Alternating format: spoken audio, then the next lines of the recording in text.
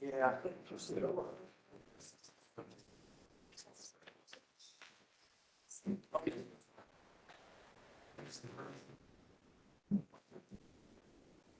Y'all have to be year end, trying to. Moving up against, keeping up against the deadline, then also our office moves. Oh, really? Where are you moving? Lower. Oh, yeah. So that's where we wanted to be. Yeah, before I do this thing, we came up with something. That's the place to be. So we'll see about this, Hey, Jill, if you guys need to slide that table up, you can. If that helps record. all that, so. Taxes. Yeah, I might, I would look at like. Yeah. We're gonna have some kind of percentage of that bill that's allowed to skyrocket. Yeah. Right. Okay. Good morning, everybody. I hope everyone had a good Thanksgiving holiday. Have a packed house today. So good morning. We're going to go ahead and get started. I'm just going to read through some housekeeping notes, and once we get through that, then we'll start our cases for today. So the November 29th, 2022 meeting of the Charlotte Zoning Board of Adjustment is now in session. I am Douglas Wilson, Chairman. Also sitting on today's board is our new board member, Amy Sun, Deborah Dryden, Tariq Hamid, and Hamilton Court.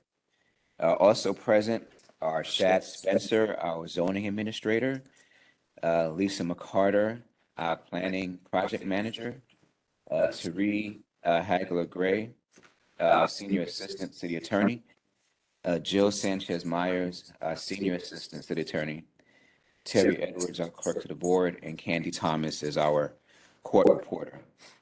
I would like to start by acknowledging that we are conducting this meeting in person. This is the 10th in-person meeting of the year of the Charlotte Zoning Board of Adjustment. And as always, I'd like to ask for your patience today. As we proceed, there may be slight delays as we transition between speakers, participants, and presentations. The Zoning Board of Adjustment is a quasi-judicial board that is governed by the North Carolina General Statutes and the Charlotte Zoning Ordinance. We conduct evidentiary hearings on requests for variances and appeals, among other requests.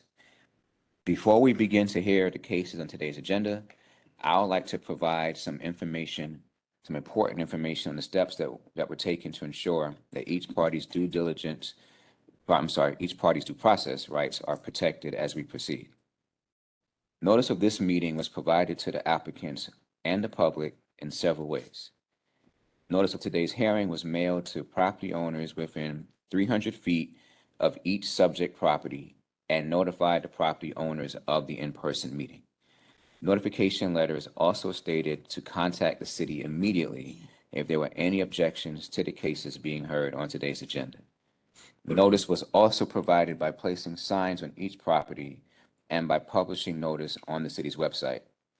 The notice for today's meeting contained information about means by which the public can access today's proceedings. Finally, any individual wishing to participate in today's evidentiary hearings were required to sign up prior to today's proceedings. This information was also included on the board's website.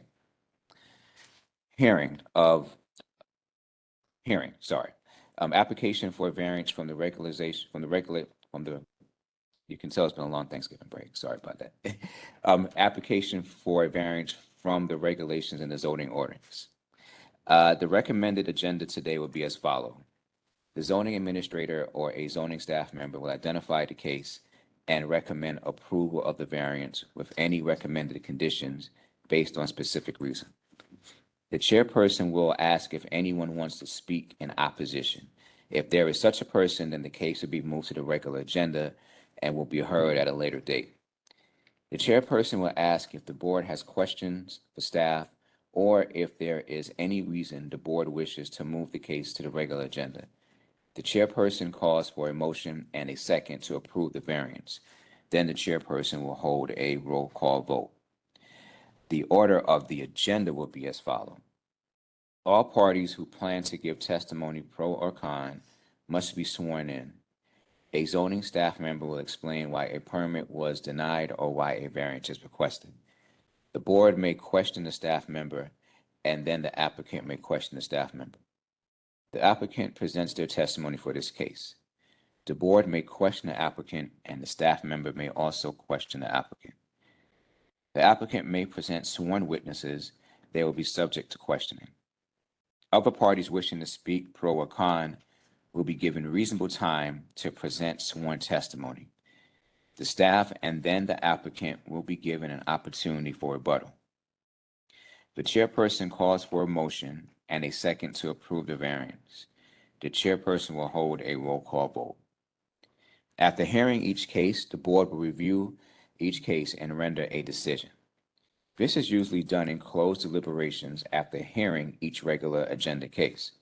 However, the board may elect to take up to 30 days to render a decision. You may remain present during the deliberations, or you may call the zoning staff after the session to receive the decisions of the board. All exhibits must remain with the board. Exhibits were recommended to be provided to the clerk no later than 12 p.m. on Monday, November 28th. If your case is not appealed to the Superior Court after 30 days, you may pick them up or they will be destroyed. If you feel there is a conflict of interest of any member of the board or any association that would prejudice your case, please let it be known at the start of your case. The board is acting in a quasi-judicial capacity for purposes of this hearing and can only accept sworn testimony. While the board will not specifically exclude hearsay evidence, it is only given limited weight. The North Carolina State Bar has issued an advisory opinion that it is the unauthorized practice of law for any individual who is not an active member of the bar to appear for another or otherwise assist or represent another at a quasi-judicial hearings on zoning and land use matters. All applicants should have been provided with a copy of that advisory opinion as part of the application packet. If you are a property owner or a non-lawyer here on behalf of a property owner and have not received a copy of that opinion, please notify the clerk.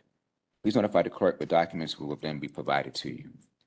If, as a result of this advisory opinion, the applicant would like to request a continuance in his or her case, the board will consider such a request at the start of that case. Appeal from this board is to the Mecklenburg County Superior Court. You have 30 days from the date of the board's written decision in which to appeal, in accordance with North Carolina General Statute 160D-405D. In order to receive a written copy of the decision, any aggrieved party must file a written request for a copy of the board's decision by filling out the form, which must be filed with the board's clerk or chairperson at the time of the hearing of the case. You will hear 6 cases today, 3 recommended items, 1 regular item, and 2 appeals. The first case we're going to do today is actually one of the appeals. It's case number 2022-051. I had recused myself from this case when it first came before the board, and because of that, I will step away for a brief moment while this case is being heard. So I turn the meeting over to our Vice Chair, Ms. Deborah Dryden. Yeah, sorry. Good morning. This case, both parties have requested a postponement until our December 13th meeting. So the board just needs to vote to, again, postpone this appeal 2022-051. So Amy? You vote to postpone. Yes. Okay. Ms. Hamilton? Mr. Court? Yes to postpone. Tariq? Hamid, yes to postpone. John? Floyd, yes to postpone. And Dryden, yes to postpone. So that case has been postponed until the December 13th meeting. Thank you very much. All right, our chair will come back. Just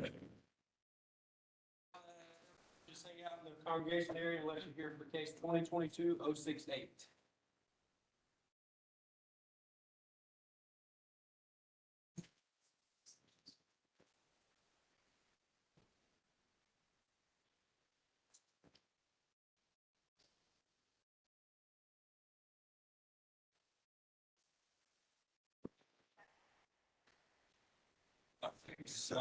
That's, well, so you did both, Yes, we voted to move it. all right. So that's both appeals? Oh, no, we just did the one, This is the one, okay, all right, because that's the only one that you had a conflict with, Yeah, so you can yeah. do the rest of, he's Okay. already called the other one, so, all right. So, I Yeah. don't know.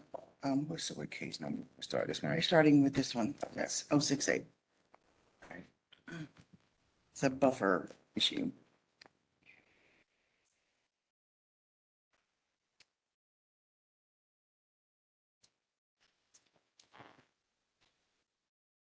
You don't forget to swear him in.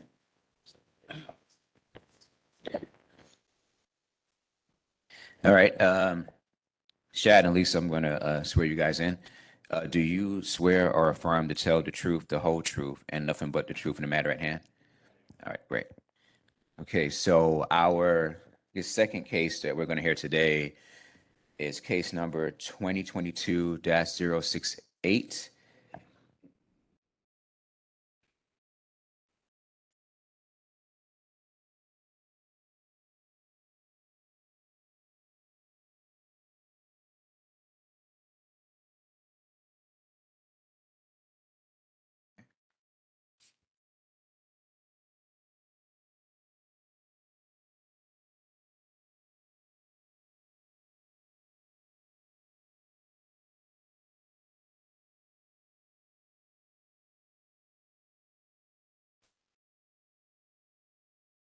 Okay, Lisa, you may proceed.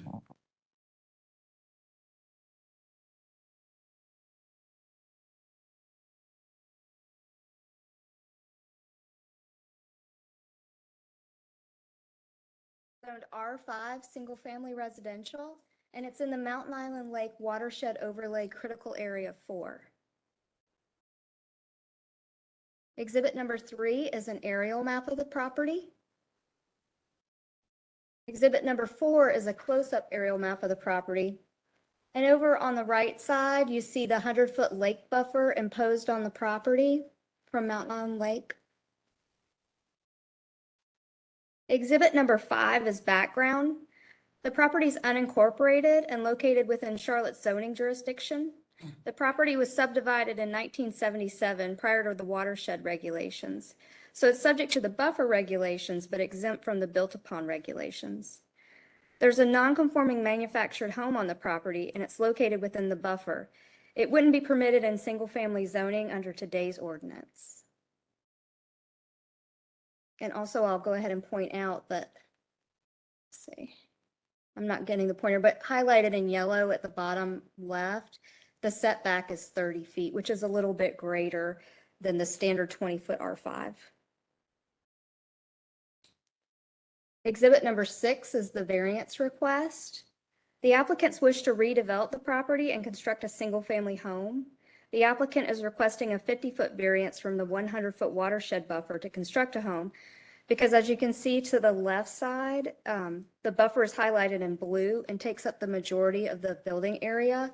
There's only 2 little corner pieces that are located outside of that 30-foot setback and buffer area. The variance would permit a building depth that would accommodate a home, and you can see that over to the right side of your screen. Staff supports the requested variance, and exhibit number 7 is considerations. Staff recommends a condition that a mitigation plan be approved by Charlotte-Mecklenburg Stormwater Services. The hardship was not caused by the applicant because the lot was subdivided prior to the buffer regulations. The hardship results from strict application of the ordinance because the buffer encumbers about 95% of the buildable footprint, and that prevents redevelopment of the property. The 30-foot setback on the property exceeds today's setback by 10 feet. The requested variance is in keeping with the neighborhood character since there are 6 other properties that have been granted buffer variances in the surrounding area, and you can see those over to the right, and they're in red. Exhibit number 8 is considerations. The proposed 57-foot home depth is consistent with other home depths in the area. They range from about 30 feet to 74 feet. And over to the right in the graphic, I've roughly measured from aerial photography what those home depths are. The existing manufactured home is not permitted in a residential zoning district, so replacing it with a single-family home will increase compliance since that is permitted in the single-family district. The requested variance will uphold public safety because Stormwater Services supports the requested variance with the condition of a mitigation plan, and the applicant has agreed to a mitigation plan. Also, the existing septic system will be abandoned and the new home will connect to city sewer. Exhibit number 9 is a photo of the property. And that's the end of my presentation. If you have any questions, we also have Stormwater Services staff here to address any questions. Back one slide, what was it about the septic tank? The septic tank will be abandoned and they're going to connect to sewer. Sewer system is already out there. Yeah. Okay. Thank you. And was there a slide that showed there was something about they can only go above 30 feet? Yes. So they have a 30-foot Yeah. setback in the front. Okay. And that's because setbacks shown on the recorded plat supersede the standard setback for the zoning district. Okay. So the setback shown on the plat is 30, so that's what would apply. The standard setback for the R5 district is 20. So that gives 10 feet less building depth. So they're able to request that the request of a 50-foot won't be affected by that, or? No. Okay. They're going to keep the 30-foot front Okay. and just request 50 foot off that 100-foot buffer in the back. All right, great. So how does diminishing the buffer, I mean, I'm assuming the watershed, it's going to be protected with the mitigation buffer that they're testing. So it's not going to adversely affect. How much? So how would the mitigation help offset? Yeah. So Ron Eubanks is here with Mecklenburg County Stormwater Services. Would you be able to address that? I'm just curious. Yeah, that's a good question. Just put the buffer in place and then we keep giving people variance to reduce the buffer. I need to swear in. Yeah. Oh, yeah. I just have to swear you in. Do you swear or affirm to tell the truth, the whole truth, and nothing but the truth in the matter at hand? Yes. Okay, and I'm sorry, state your name for the court reporter. Ron Eubanks with Charlotte Mecklenburg Stormwater Services. Okay. All right. Mr. Chair, this also then would need to come off the recommendation agenda. I'm sorry. I can hear you. This would then need to be come off, needs to come off the recommendation agenda. Okay, Since you're now accepting testimony. so we're going to move this to the actual agenda.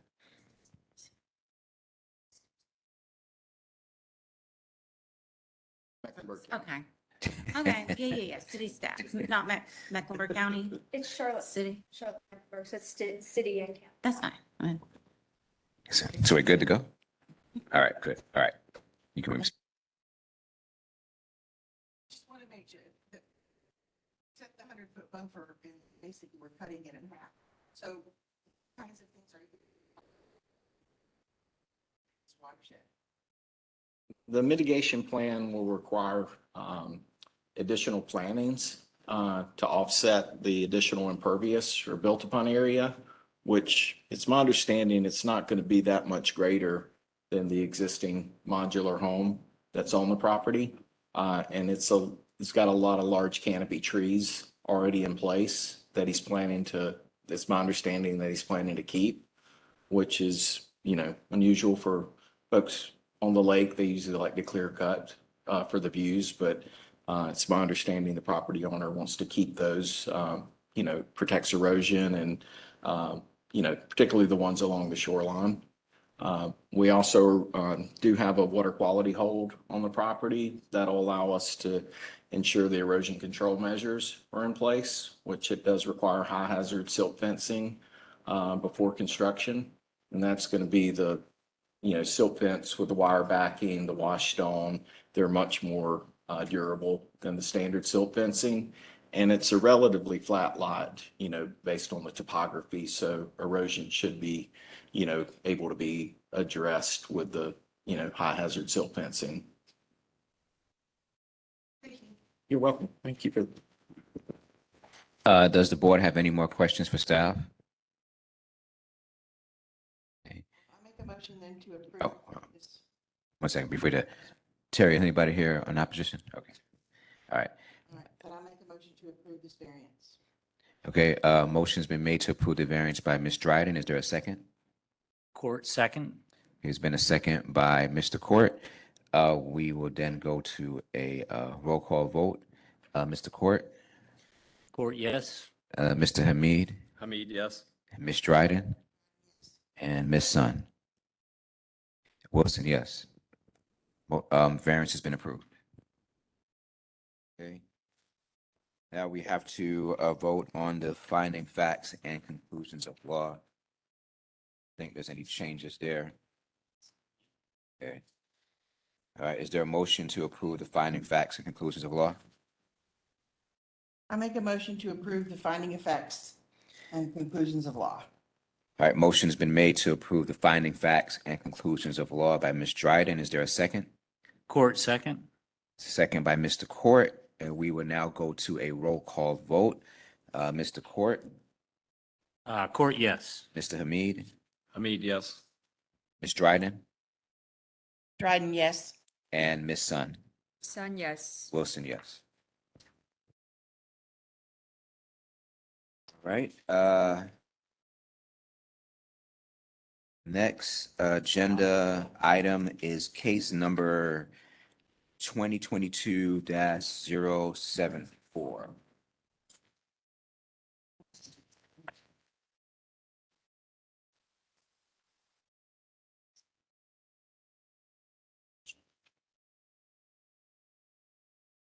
Yeah. Okay, so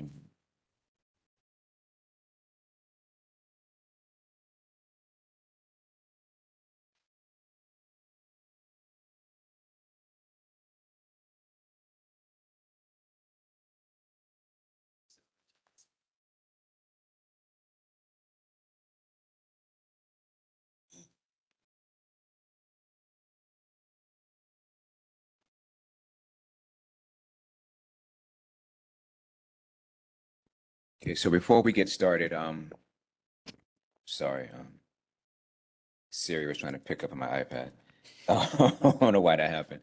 Before we get started, I'm assuming that you're here in opposition or applicants? Okay, It's recommendation. all right. So I'm just going to go ahead and swear you guys in just in case they have to speak. Is that okay? Okay. All right. I don't know. Is the there it is. All right. Cool. Okay. Just for the court reporter, can you state your name and address? Timothy Roach, 70155 Fox Club Drive, the homeowner. Okay. And you, sir? John Walsh, 7,000 Foxglove Drive. I'm a neighbor of Tim's. Okay. And do you swear or affirm to tell the truth, the whole truth, and nothing but the truth in the matter at hand? I do. Okay, great. All right. Okay, Lisa, you make it soon. Our Thank you next very much. request is a residential setback variance request. The applicant is requesting an 18-foot variance from the required 40-foot setback for compliance of an existing home. And I'll give you a minute to look over your findings. If you just let me know when you're ready.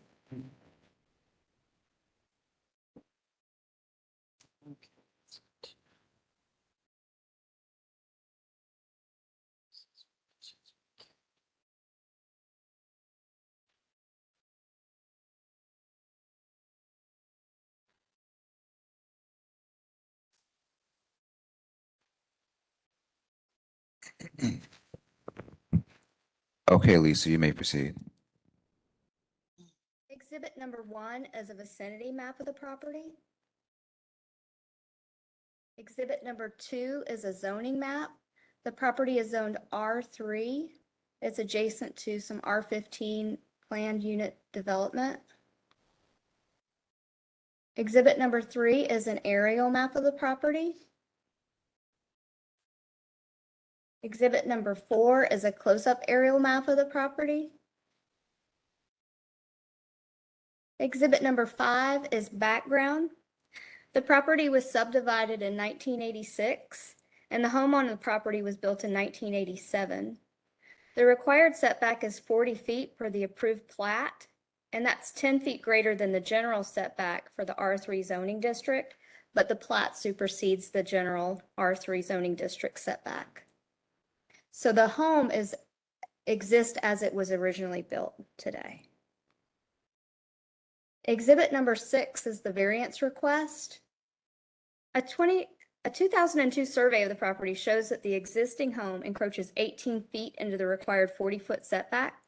The applicant wishes to sell the property and is requesting an 18-foot variance for compliance of the home.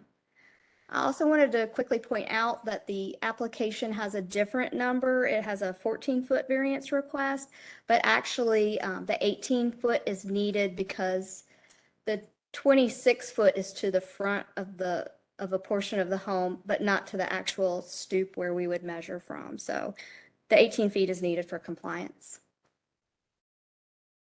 Exhibit number 7 is considerations. Staff supports the requested variance. The hardship was not caused by the applicants because the encroachment is from the original home construction. The applicants state they are the 4th owners of the home, and they were unaware of the encroachment until their realtor pointed it out. The hardship results from strict application of the ordinance because compliance would require the front portion of the home to be demolished. The requested variance is in keeping with the neighborhood and will not adversely affect nearby properties. The variance would bring the existing home into compliance, and the footprint wouldn't change. The hardship is from conditions peculiar to the property because it is located on the bulb of a cul-de-sac and is triangular in shape. The 40-foot setback per plat is 10 feet greater than the standard setback for the district, and that contributes to the development constraints. There's no safety concerns resulting from the requested variance. And exhibit number 8 is a photo of the property. And that's the end of my presentation, if you have any questions for me. Does the board have any questions for staff? I just have a clarification. So if we were going by today's standard with the 30-foot setback, it would really only be asking for 8 feet. Because right now he's asking for 18. So if we didn't have the plat that said 40 feet setback, Yeah, it would only so be. if the 30-foot applied, he'd be asking for, 8 Yeah, feet, you're right. yeah, so about 8 feet, okay. But I mean, the plat's gonna be. Yeah, Correct. I understand. Yeah, the plat supersedes, I understand that, but I was just trying to figure out, For the actual zone. the actual zoning. Okay. Actual zone is 30 or the 20? 30. I don't have any other questions. Thank you. Any other board members have questions for staff? Okay. The applicant, did you want to make a statement or?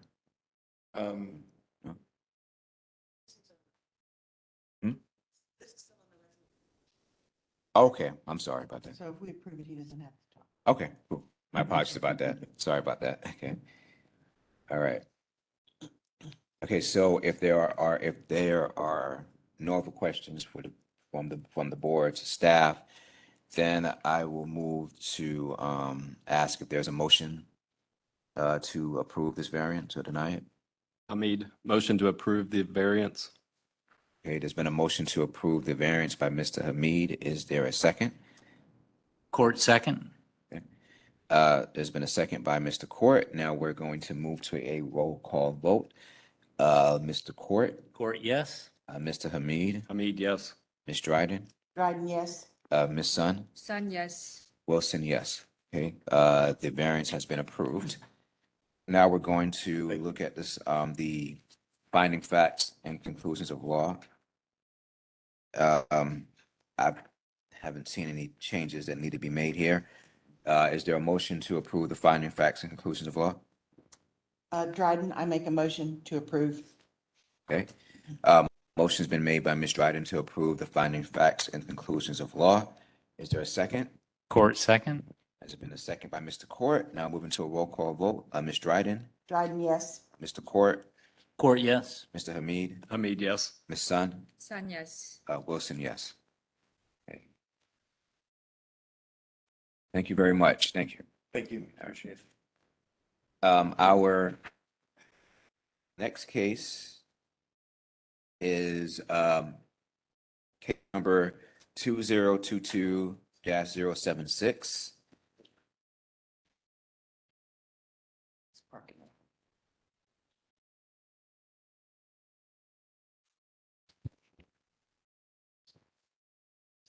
That's fine.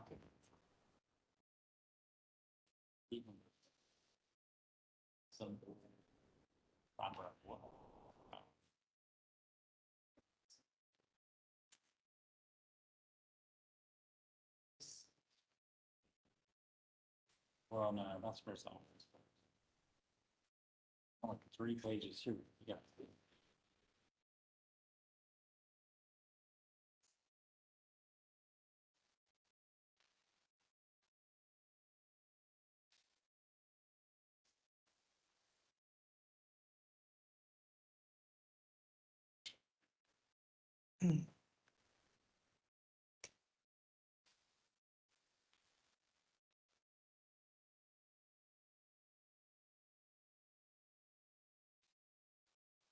All right, our next case is a recreation separation and buffer variance request.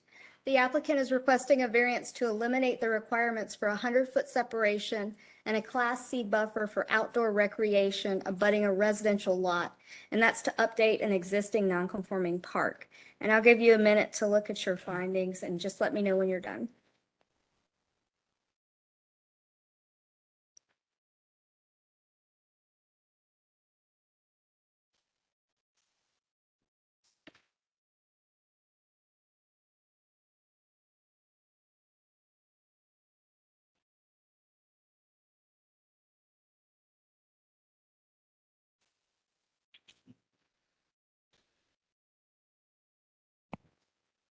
Okay, Lisa, you may proceed. Exhibit 1 is a vicinity map of the property.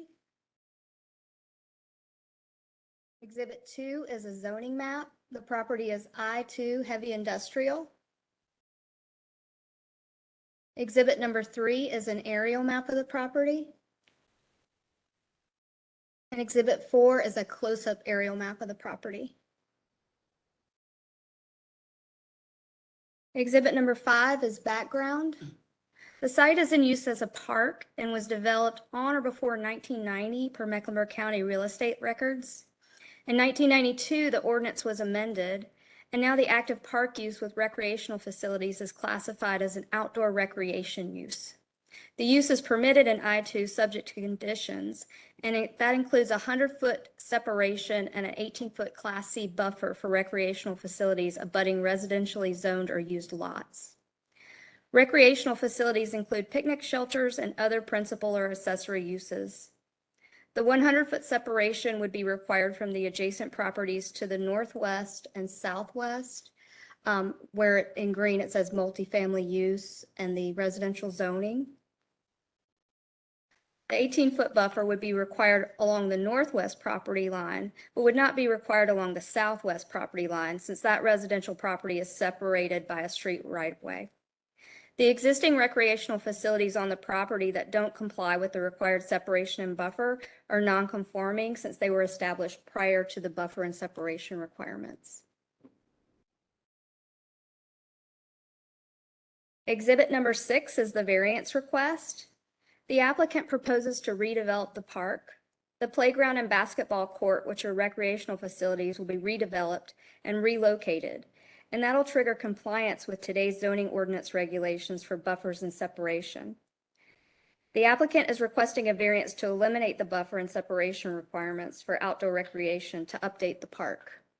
So you can see in yellow the proposed outdoor recreational facilities that will encroach into those separation and buffer requirements.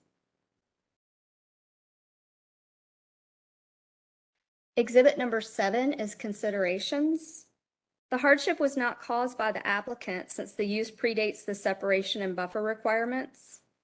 The hardship results from conditions peculiar to the property since the width of the property is only 215 feet, and the separation requirements encumber about half the property. The applicant states the location of established tree canopy and steeper topography toward the rear of the site would prevent moving the facilities out of the required buffer and separation area.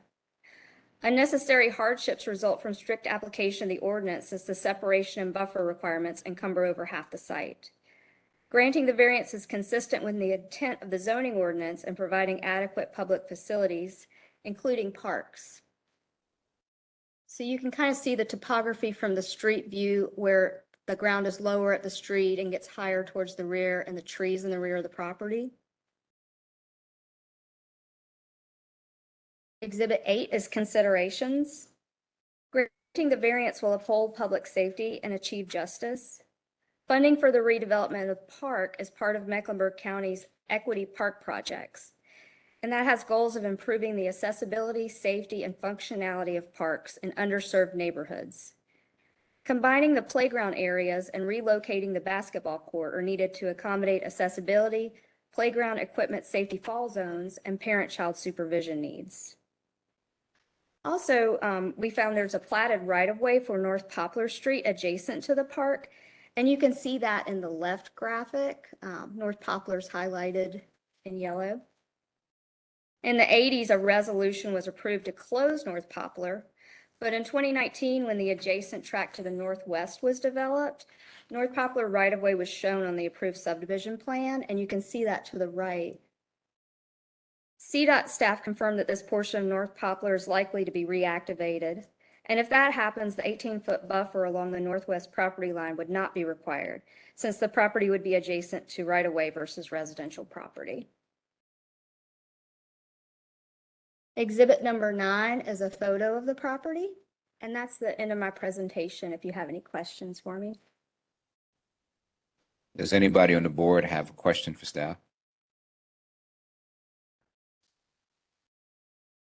So is this plat, so this is a piece of property by the county?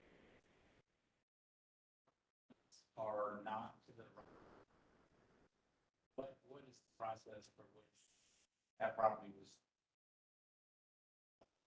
created? That right of way? So I believe that since this pointer doesn't work, this is the property line now. And this variance request is not reserving right of way or doing anything with the right of way. That's just to let you know that this could be coming down the line soon, an activation North Poplar, in which case that buffer would go away.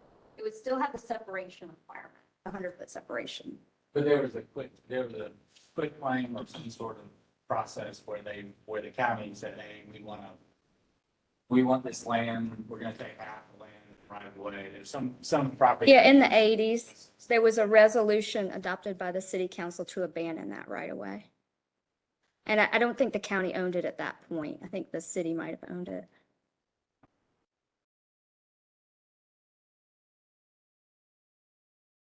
And so, there's no opposition to this, No. but everybody in the adjacent, those are renters in the adjacent property, not property owners, they're renters. Correct, that's multifamily. And they're all individually notified. Yes. Yeah, everyone within 300 feet. So all of these residential property renters and the ones across the street were notified. And if I'm incorrect, this looks like this is required for the county to do this renovation based on the equity park projects. Yeah.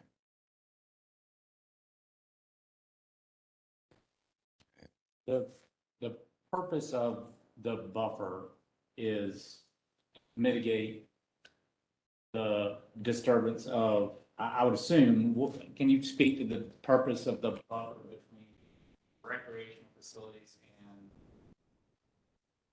potential multifamily Yeah, so it's only for active park uses like outdoor recreational facilities. That's picnic shelters, courts, playground areas, anything that's like an active park use, not for trails or things like that. So only the highlighted yellow portions are applicable to the variance request.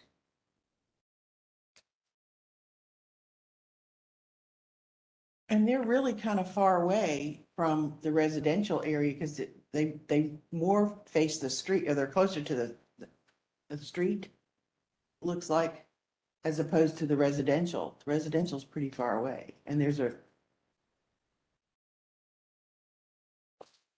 is that Poplar Street that runs across there?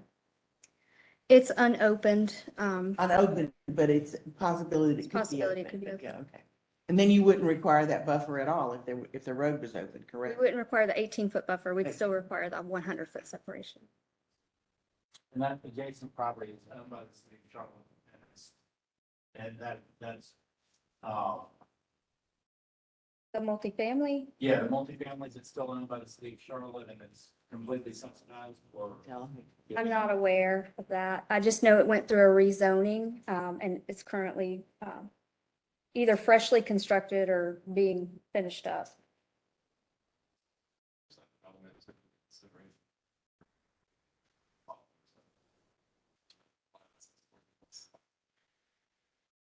Correct. So there's a chance that North Poplar might open. Yeah, according to the tax records, that abutting property is owned by the housing authority. And not that this should factor into this decision, but the UDO has modified those regulations, which will go into effect June 1st, where that separation requirement goes away, and also the buffer requirement. And was that stuff out built there for more popular, not part of that? I don't believe. So you can see the apartments. On that north side, and they saved the tree and built stuff out. It's like that whole 31st Street's not even connected over. Up at the north end. Probably. Yeah, I think what you're seeing out a pointer there on exhibit number 3, just kind of to the northwest of the subject property. That's a parking lot for the multifamily development. Right, but right on the property line, there's a stub out for the Poplar Street that would indicate that you know, would suggest a future connection a little bit more permanently than what the development plan showed the stub out for more Poplar Street. Go back on the slide, I guess. Yeah.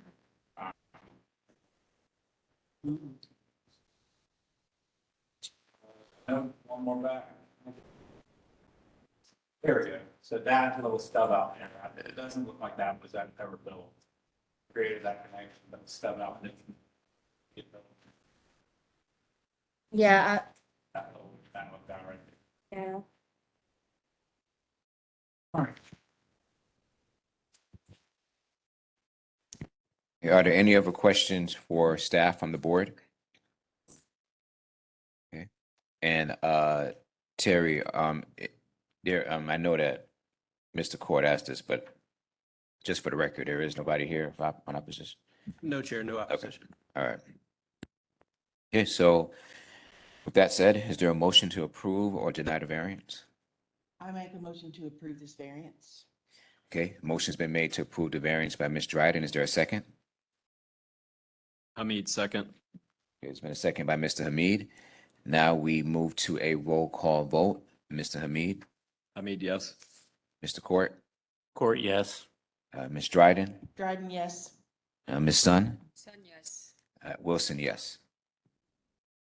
Now we move to approve or deny the finding facts and conclusions of law. Is there a motion to approve the finding facts and conclusions of law? Court moved to approve. Okay, there's been a motion moved by Mr. Court to approve the findings of facts and conclusions of law. Is there a second? Dryden, seconds. Second by Ms. Dryden. And so now we move to a roll call vote. Ms. Dryden, Dryden, yes. Mr. Court, Court, yes. Mr. Hamid, Hamid, yes. Ms. Sun, Sun, yes. Wilson, yes. Okay. That concludes our recommendation agenda. Now we're moving to the regular agenda. And the first case, the regular agenda is case number 2022-069.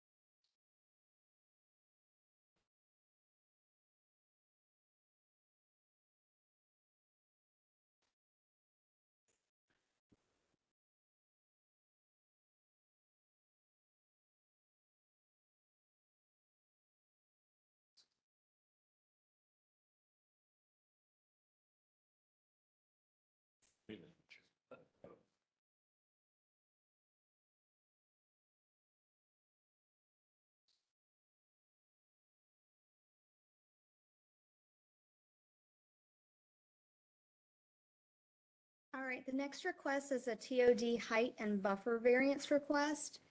The applicant's requesting two variances for the proposed development of a property.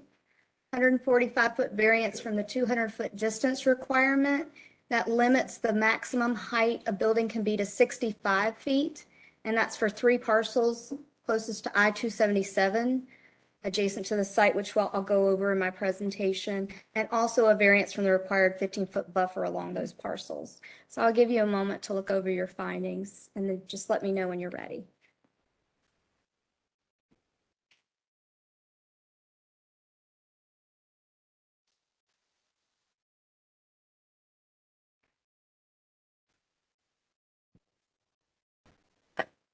Okay, Lisa, you may go ahead. Exhibit number 1 is a vicinity map of the property. Exhibit number 2 is a zoning map. The property is zoned TOD NC, and that's Transit Oriented Development Neighborhood Center. Exhibit number 3 is an aerial map of the property. Exhibit number 4 is a close-up aerial map of the property. Exhibit number 5 is background. The property currently has a private school use, and there's a portion of the Cross Charlotte Trail along the southwest property boundary. So you can see it at this green line right here.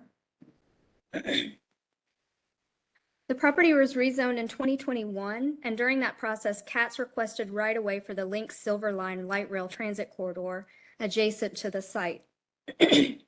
An exhibit of the Silver Line alignment was provided by CATS, who noted that the developer would need to revise the plans based on the exhibit and continue to work with CATS. So to the left of the screen is the exhibit that was provided by CATS. And this is the subject property, and this is the easement that would be required for that Link Silver Line. Exhibit number 6 is background. The property abuts R5 single-family zoning along the southern property boundary. And so that's anything in yellow here. Any new development on the property that is within 200 feet of residential uses or vacant land in a single-family zoning district is limited to a maximum building height of 65 feet versus the 75-foot maximum height for the district. There's also a required 15-foot buffer adjacent to residential uses or vacant land. Residentially used or vacant parcels in R5 are shown in yellow, as I was saying. This is actually single-family zoning, but it's an institutional use, so it would not be subject to those requirements. Exhibit number 7 is the variance request. The applicants wish to redevelop the site for a multifamily development ranging in height from 5 to 6 stories. The project will observe the 65-foot maximum height requirement within 200 feet of residential and the 15-foot buffer requirement adjacent to residential. But they're requesting a variance from the 2 regulations for the 3 single-family zone properties closest to I-277. So they're shown in yellow here. They've requested a variance to eliminate the buffer requirement adjacent to these 3 parcels. So you can see that in green right here. And also a 145-foot variance from the 200-foot distance requirement to allow the maximum height for the TOD&C 55 feet from residentially zoned property. So the affected area is shown in red.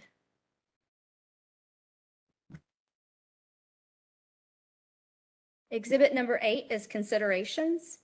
Staff supports the requested variance. The hardship does not result from actions taken by the applicant. The 3 single-family zone parcels closest to I-277 referenced in the variance are identified as the Central Avenue Station location by the current Link Silver Line alignment, and that was adopted by the Metropolitan Transit Commission, or MTC, in January of this year. The applicant has been working with the city and CATS to reserve the right-of-way for the Silver Line, and plans were designed to accommodate the adopted 11th Street alternative and the Central Avenue Station. After they filed the variance, the applicant became aware that the current adopted alignment is being reconsidered. The MTC is scheduled to vote on the preferred alignment on January 25th, 2023, out of 3 possible alternatives. And you can see the alternatives right here. 2 of the proposed alternatives keep the existing approved location adjacent to the site, but a 3rd scenario would relocate the line and the station.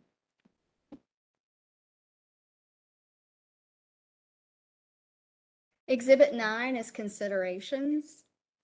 The hardship results from strict application of the ordinance, and it's based on the Silver Line being located adjacent to the site, which would prevent the abutting 3 single-family zoned parcels closest to I-277 from being developed for residential use. The applicant states they spent a significant amount of time in site design to accommodate the reservation, and it limited the area where the proposed building could be located. They state substantial negative impacts would incur to redesign the development to accommodate the maximum height required within 200 feet of the 3 single-family residential zone properties if the adopted Silver Line alignment is modified. The variance for removal of the buffer for the 3 parcels is because the buffer would have to be removed during the construction of a Central Avenue station. And the applicant has stated that if the alignment changes and the station is relocated, they can accommodate that 15-foot buffer.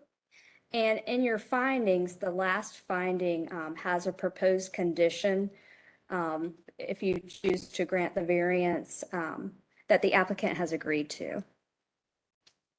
The variance is consistent with the intent of the zoning ordinance because the portion of the site along the Siegel Avenue portion sits lower than the portion that is abutting the single-family residentially zoned property.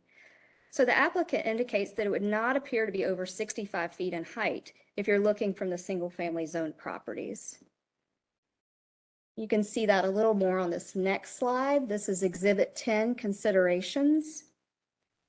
Hardship results from conditions peculiar to the property due to the topography. There's a 16-foot drop in topography between the single-family residential zone properties along the southern property line and Siegel Avenue. So through there. The topography on the site is lower along Siegel Avenue, and that requires the building elevation to be approximately 72 feet in height to match the roof line of the building abutting the single-family residentially zoned properties, which are 54 feet in height. So over here is the portion of the building that's adjacent to single-family residential, and then this portion is along Siegel Avenue.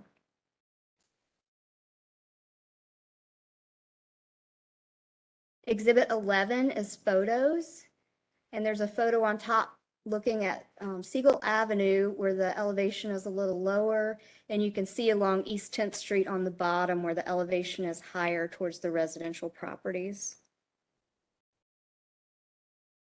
Oops. All right, Exhibit 12 is a photo of the property, and this is just from the intersection. Happened to be the safest place to stand. So that's the end of my presentation. And we also have the applicants here since it's a little bit complicated with the different parcels in case you have any questions. So I'm going to swear in the applicant in case I have to swear to him, I'm assuming, in case they have questions. So, okay, so for the court reporter, if you can just each state your name and I guess position in this case. Sure. Yeah. My name is Colin Brown. I'm an attorney with Alexander Ricks. Hi, I'm Lisa Arnold. I'm a consultant with Alexander Ricks. I'm Jency Teague, Bob Rothwood Partners. Okay. Tom Gordon, development team with Partners. All right. And so since there's multiple, I guess all you have to just, or you can just put your hands in the Bible, kind of like you're about to like the teamwork thing. So, yeah. All right. All right. Do you swear or affirm to tell the truth, the whole truth, and nothing but the truth in the matter at hand? Okay. All right. Thank you very much. All right. So does anybody on the board have questions for Lisa or questions for the applicant? I know it's kind of a complicated case. Yeah. So along 10th Street, that's where it steps down, right? So kind of where Lisa took that picture, you got a grade change. So Right you're here. building at that line across, or are you stepping down? If we could put up our slides. So the issue, and great overview by Lisa of a very complicated situation. Happy to give you more background if you'd like. To answer your specific question, it's a little bit of an anomaly. Great.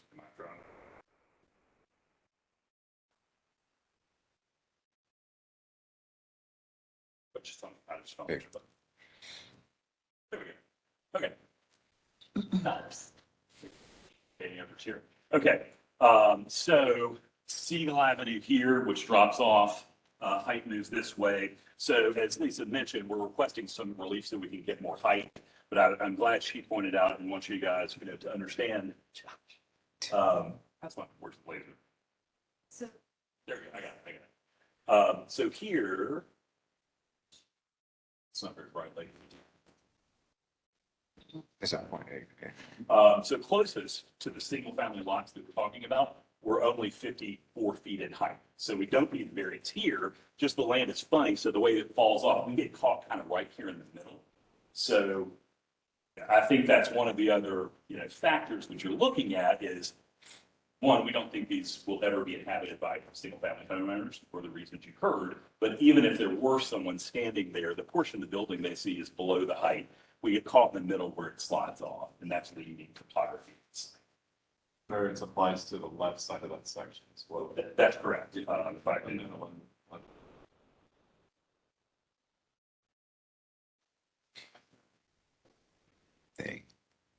that would, I'm trying to get to this slide. So you see, this is us kind of getting caught here in the middle. This is the lower level. And the distance, again, measured from these. And the story on this, of course, we started our rezoning process last year. We were requesting a MUD zoning. We had a different building format. That came to us middle of last year and said, hey guys, we're actually going to do a transit station here, which was news to us, with ramping to ramp up. So Wood Partners really kind of paused the whole project, redesigned it completely to accommodate this, finding out that we were actually going to share some land with them across Charlotte Trails here. So this makes all the sense in the world, I think, to grant a variance to allow this, because we want this density by the transit station. The wrinkle, we were on the recommendation agenda about 2 weeks ago when Katz didn't reach out to us, but apparently there's a reconsideration of maybe not having a station there. And maybe they'll run it up Elizabeth Avenue, which I don't know. So anyway, it's really unfortunate for our team who has drawn drawings and we're ready to go in for permitting. So this is where we're in. So the argument to you is, hey, if the 5% chance that station does not go here, Cross Charlotte Trail is still here. And if city owns this lot and with the unique topography we have, we think the variance is warranted either way. But I think the odds on bet is there's a station there, just like you see on this plan. So that height variance only applies to that section in red, that's fine. That's correct. And really, it's not visible from the rest of the properties. You're not asking for a variance for 10th Street or C. Correct. We're within the height on the, we're far enough from these without a variance. It's just that kind of middle of the building, which they, as we mentioned, we have two variances. One is for the height, one is for the buffer. And our answer here is if station goes away and does not come here, we're happy to provide the buffer. So we're happy with that condition. And the only thing we're asking is that if they do put a station here, they're going to tear out our buffer anyway. So. And we have the partner team if you have questions. Any other questions for the applicant? Show me where the residential is again. Well, it's residential zoning. These lots here, which are vacant. So this is where we're caught because that residential zoning and it's vacant residential zoning. So we have to measure from this property to be 200 feet away. That's the challenge. But as you can see, the reason we've done that is the plan is for there to be a station here. So here is that I showed you here. There's no housing there. And as you, this is city or county owned property. Cross Charlotte Trail is here, kind of cuts into this parcel anyway. So there would have to be a lot of things to happen. Cats would have to move the station away from here, which is small. If that does happen, find it extremely unlikely this becomes a single family home. In any case, even if it did, they would still only see 53 feet of height, which is below what's allowed. It's up to the near top and ensuring it's going to happen. That's correct. It's kind of falling in this zone here because this is lower level. The ground falls off, which makes our height measurement taller. And just to clarify, the areas in blue, those are also zoned single family and have residential uses, but they're not requesting variances from those. They will comply with the height requirements in those areas, the 200 feet and the buffer.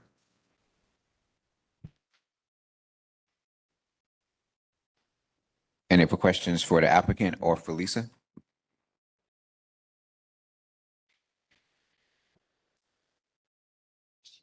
You have one more question? Oh. And the applicant, do you have anything else to add or? Sure. Okay. All right. So, Jill or Terry, are we approving two variances or is this one variance? It's two? Okay. Well, yeah, they requested two. Yeah, I'm just trying to see how I can word this in the motion. And one would have the condition. So Okay. one is a straight up variance. The other would have a condition that if the station does not occur there, we would then provide that. So we would, Yeah, that's. Okay. and I think staff has that in there, right? Yeah, they have. I see it right now. Okay. So I think we can just vote to approve the variances. They're requesting two. Okay. So I don't have to, we don't have to like two different motions, we can just do one motion. I think we do one motion. Okay. All right. Is there a motion to approve or deny the variance? Court motion to approve. Okay. There's been a motion to approve the variance by Mr. Court. Is there a second? Dryden, a Okay. second. Second by Mrs. Dryden. Now we're going to move into a roll call vote. Mrs. Dryden, Dryden, yes. Ms. Sun, Mr. Court, excuse me, Court, yes. Mr. Hamid, Hamid, yes. okay, Wilson, yes. And that was Um, with the condition, Now correct? we will move to Yes, approved with condition. Yes, with- I'm sorry, yeah. approval with conditions. Okay. With condition is stated in the finding of facts. Number 31.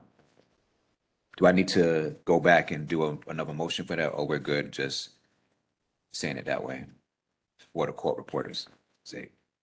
Because the way we did the motion, we just said we made a motion to approve the variance, but we didn't say approve with conditions. So I believe the discussion before the motion was to approve the variances as requested and discussed and agreed upon. So I think your vote would cover that. And if you adopt the findings of fact as presented, it does contain the condition. So you would be adopting Okay. that and incorporating it into the Okay, the great. decision. All right, great. So is there a motion to approve the findings of facts and conclusions of law? Court move to approve. All right, there's been a motion to approve the findings of facts and conclusions of law by Mr. Court. Is there a second? Hamid, second. A second by Mr. Hamid. Now we move to a roll call vote. Mr. Hamid, Hamid, yes. Mr. Court, Court, yes. Ms. Dryden, Dryden, yes. Ms. Sun, Wilson, yes. So, Yes, with conditions. Thank you very much.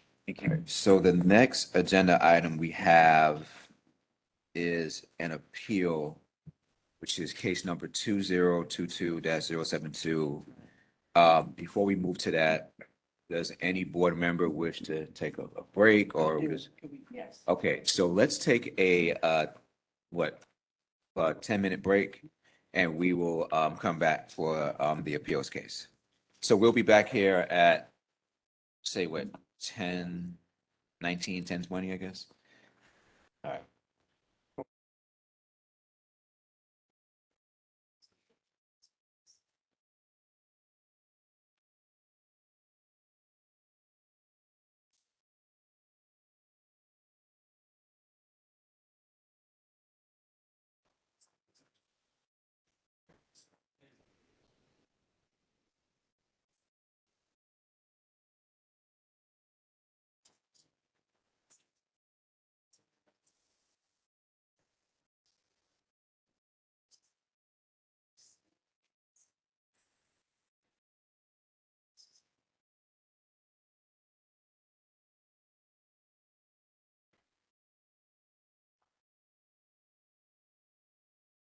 Yeah.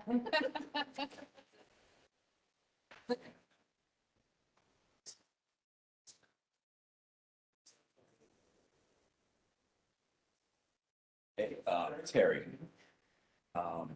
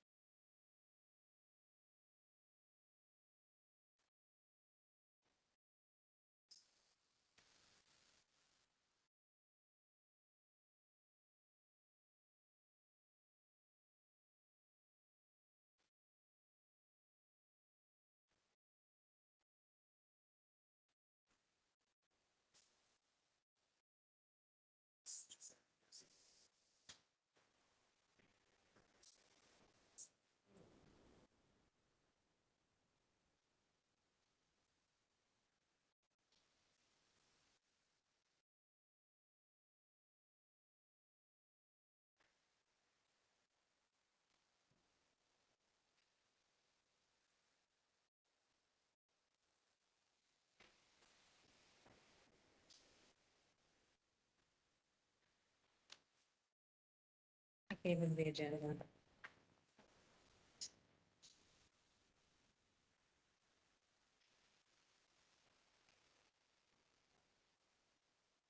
So, because then we can tell him when to change it, right?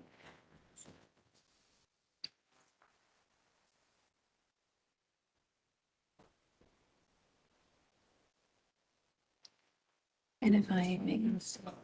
Just look at it. I know. Don't make it up. I know, no, It's all there. but if I do, then you just Right. can jump in too.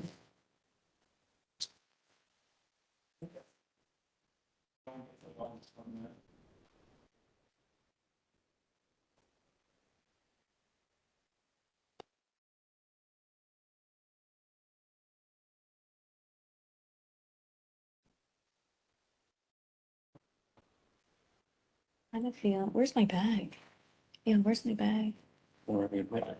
I don't know. Take it back to them.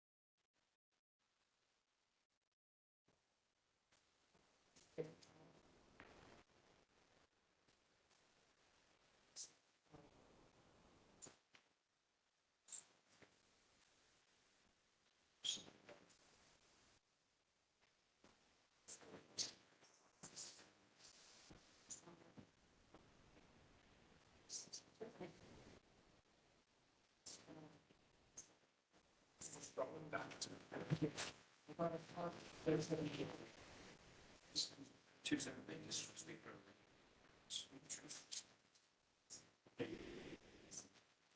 Once you fix it.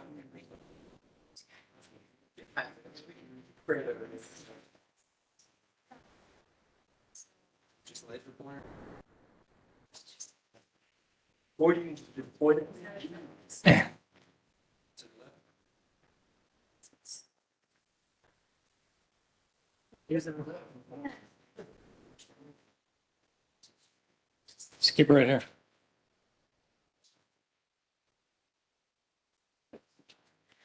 So I have to go up there. So I can go there. No, you can sit here and then as I'm going and if I miss something, you can just speak because you haven't been here. Okay. They're not even here to listen to. Try to improvise, and I remember. It's Do all, I need this then even? no, No, you're because going, it's all that's stuff right that's here. on my Right, so finger. remember everything that's in here, right?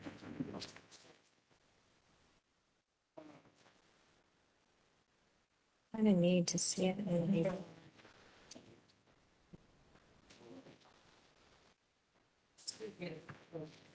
I not even need my boss.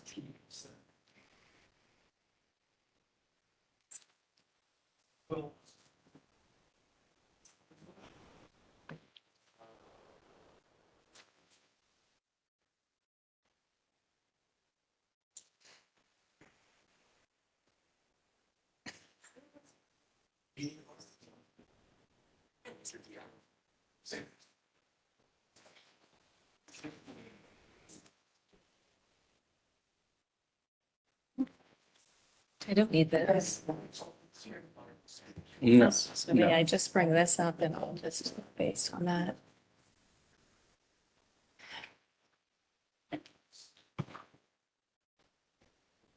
unless you want me to go up there.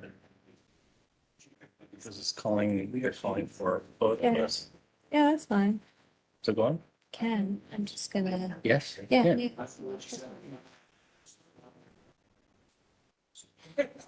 Because otherwise they may take it that I'm interjecting if I happen to say something. Okay, yeah, that's fine.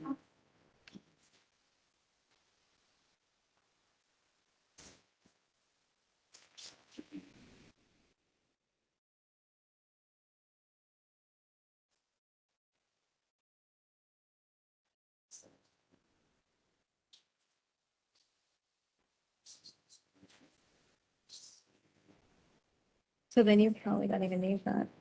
I'm still gonna bring it up. Well, I'll have this. Oh, you're gonna have it, and that's the exact same as this? Okay, It's clearer. that's fine. Yeah, bring that up, actually. It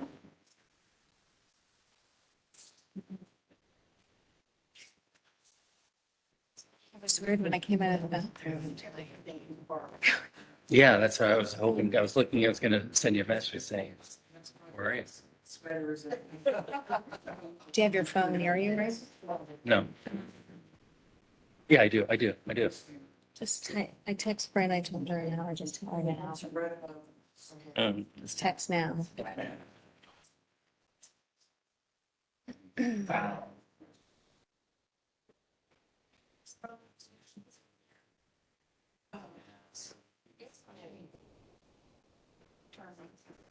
Sure, it's on. Yeah.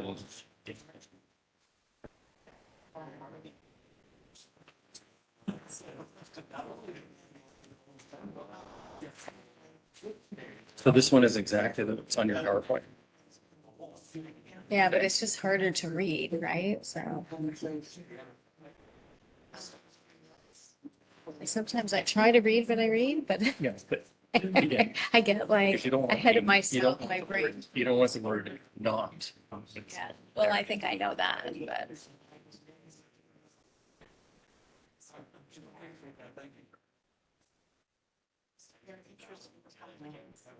I mean, the nice thing is we've done so many presentations in front of so many people that it makes it a little easier.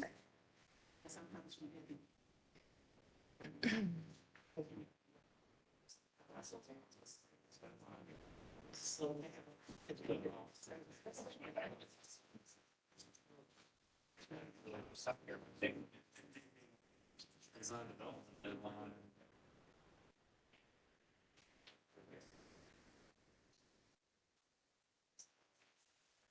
Yeah.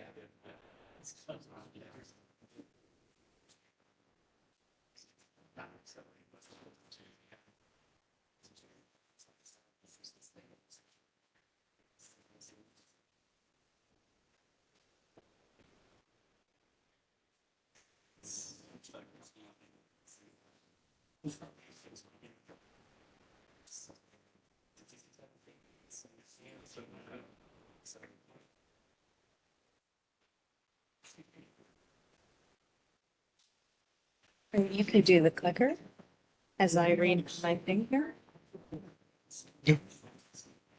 We're going with the laser pointer. What was the laser? It's just a clicker. Oh, that was if you want to show anything on there? The laser pointer, what was he? I don't think I need the laser. I think it's big enough. Yeah. Just like click. Well, even when you're saying about the email, you don't, emails already getting up there. You don't have to point to the email. Right.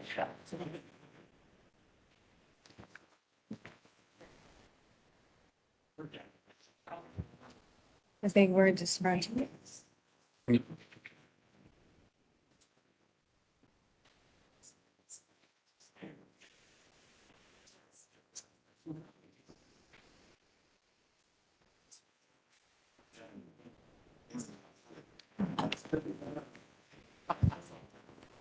Okay, so we're going to go ahead and continue our meeting today.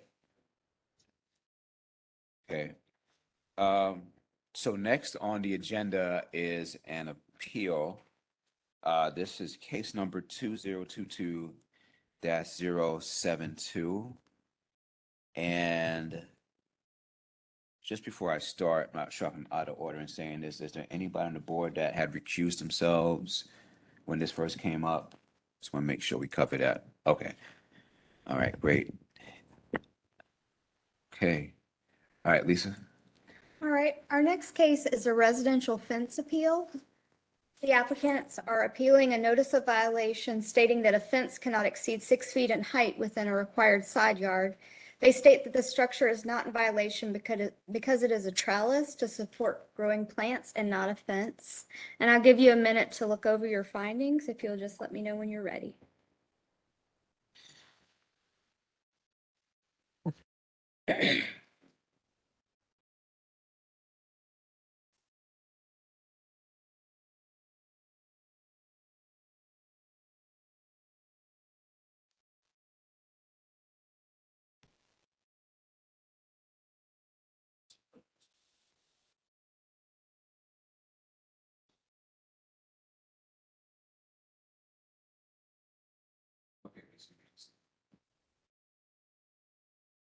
Exhibit number 1 is a vicinity map of the property. The property is located close to South Carolina. Exhibit number 2 is a zoning map. The zoning is MX1, and that's a mixed-use zoning. Exhibit number 3 is an aerial map of the property. Exhibit number 4 is a close-up aerial map of the property. And exhibit number 5 is background. In September, code enforcement staff received a complaint for the height of the fence in a side yard of a subject property. These are a few photos of the fence. Code enforcement measured the height and it is 8 feet. So you can see this one is from the neighboring property. This is the side from the subject property. And this is from the neighbor's yard with the back gate and the fence adjacent. Exhibit number 6 is background. Fences are permitted in the MX1 zoning district, and they're subject to conditions, which includes a maximum height of 6 feet when they're located in the side yard. Since the fence on this property is 8 feet, a notice of violation was issued.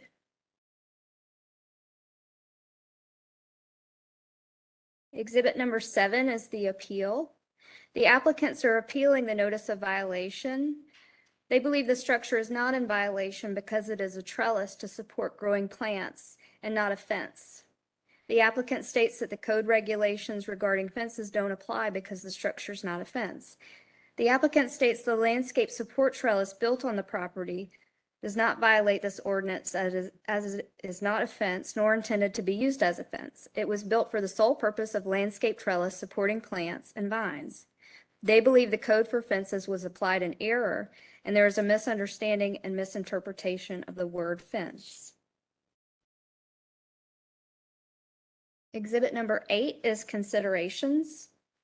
The zoning administrator has determined that the structure in the side of the property is a trellis-style fence because it is a barrier consisting of a series of horizontal sections of framed lattice work used as a screen or support for climbing plants along the boundary of the subject property. The terms fence and trellis are not defined by the ordinance, so they'd be defined according to the common usage found in the dictionary. There's similar definitions found in the Oxford Dictionary and dictionary.com. And fence is a barrier enclosing or bordering a field, yard, etc., usually made of vertical post, connected with horizontal sections of sturdy material or material such as wood, metal, vinyl, or wire, used to prevent entrance, to confine, or to mark a boundary. And then trellis is defined as a frame or structure of lattice work, lattice, a framework of this kind used as a support for growing plants. To the right is a photo of the subject structure on the property.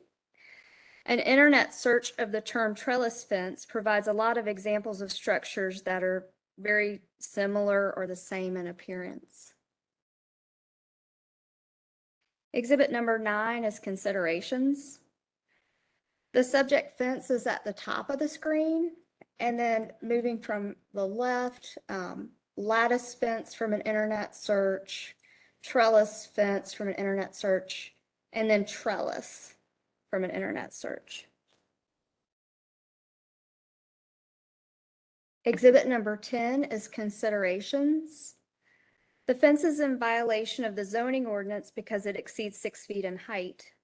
Options for compliance include decreasing the height to 6 feet or separating the fence panels a minimum of 1 foot to be considered a landscape trellis. The option to separate the panels a minimum of 1 foot is intended to provide flexibility, accomplish a level of screening from the neighbor, and not create a precedent that could have negative impact on other properties throughout Charlotte. So here's some examples on the bottom of what could be done to consider a trellis just by separating the panels. Exhibit number 11 is conclusions of law. The Zoning Board of Adjustment upholds the zoning administrator's determination that the current structure in the side yard of the subject residentially zoned property is a fence and finds that there were no errors in the application of the zoning ordinance regulations or common meaning of the term fence in rendering the determination.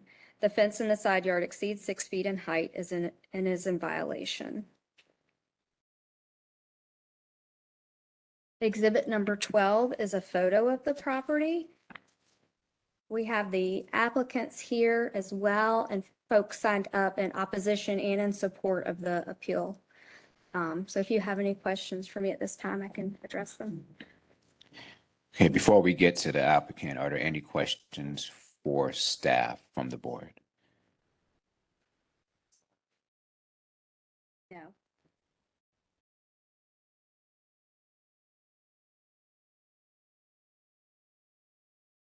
So if I'm looking at this correctly, looking at the finding facts and conclusions of law.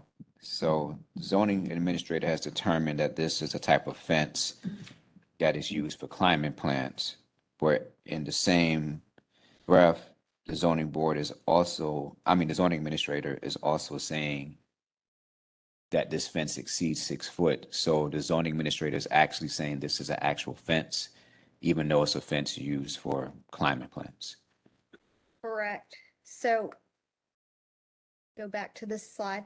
So since it's a framework that's connected and used as a boundary, it's determined that it meets the definition of fence. It's got similarities to a trellis enough to be a trellis style fence. So it is a fence. It's kind of a hybrid of both, but it would fall under the fence requirements. A trellis would be a standalone support for climbing plants. Okay. And the options we described, those are options. Correct. That were presented to the applicant. Let me go back to the definitions too, if that's helpful.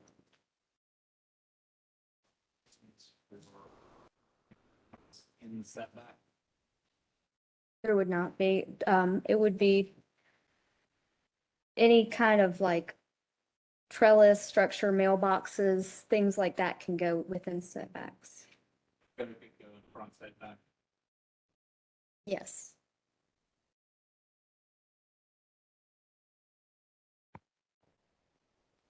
Any other questions for Lisa before we swear in the applicant?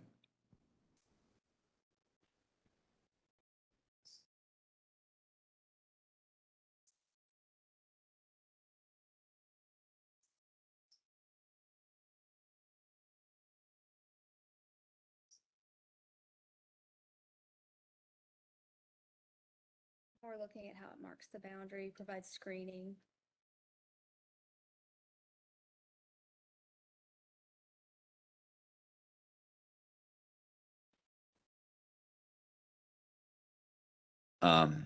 What I'm going to do, I'm going to swear in the applicant just to make sure we have that on record. And if anybody else has questions for Lisa after that, we can continue. So I'm assuming that you two are the applicant. Okay. So for the court reporter, could you please state your full name and your address? Karen Gortzman, 14830 Resolves Lane, Charlotte, North Carolina. Neil Gortzman, 14830 Resolves Lane, Charlotte, North Carolina. Okay. And if you can place your hand on, I think that's the Bible. Just make sure. All right. Okay. Do you swear or affirm to tell the truth, the whole truth, and nothing but the truth in the matter at hand? Yes, I do. All right, great, thanks. So before we get to the applicant, any other questions for Lisa? I just wanted to make sure they were sworn in. Okay. Hearing none, do you have a presentation that you'd like to present? Okay, you're more than welcome to do it. And Mr. Chair, also make sure that the applicants are given the opportunity to ask questions of staff as well. Yes, definitely, yes.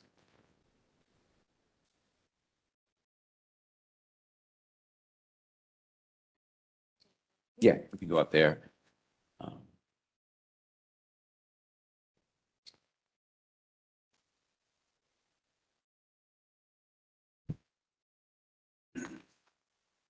So do you want to press the buttons? You want to go on this one? It doesn't matter, it doesn't matter.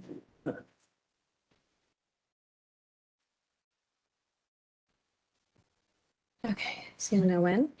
Okay, so hi.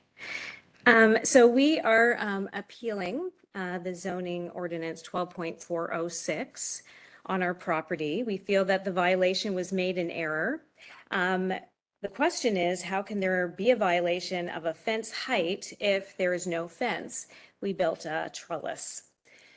So, this way. The sides. So I want to share with you the events and correspondence that we had with city zoning. September 21st, a disgruntled neighbor called the HOA and complained about our trellis. He got a response from the HOA stating that they have approved the trellis. The disgruntled neighbor then called zoning, and the same day, Chip O'Keefe, the inspector, comes out and asks, and we ask him for more clarification about the violation. Chip's email sharing with us that he was getting clarification for us, sent an email to Mark Fuller, and I apologize if I don't say anyone's name correctly. As you can see here, this is the email response from Chip O'Keefe's email, but it came from Shad Spencer. And Shad states in this email that a fence is a barrier enclosing an area. He states that elements to support growth of vines would not be a fence. So again, we don't have a fence, but we do have support, our trellis that supports the growth of vines. So we're still confused why we have a violation, because a trellis does not require approval by the zoning department, but it does require HOA approval. And everyone should have received the HOA approval that we received for our trellis. It was also approved for the intent and purpose of growing vines due to the limited space that we have to grow trees. No, back one. That one. Oh, next one. Okay. September 30th, there's some inconsistencies with definitions, and it turns into more of a personal interpretation and opinion in the email that Shad had shared, and I have up here that he had sent me. So Shad personal interpretation definition of offense in this email is slightly different than the one on the 21st. Shad states, now that a fence needs to have several panels and a trellis is a multiple standalone trellises separated by approximately 1 foot.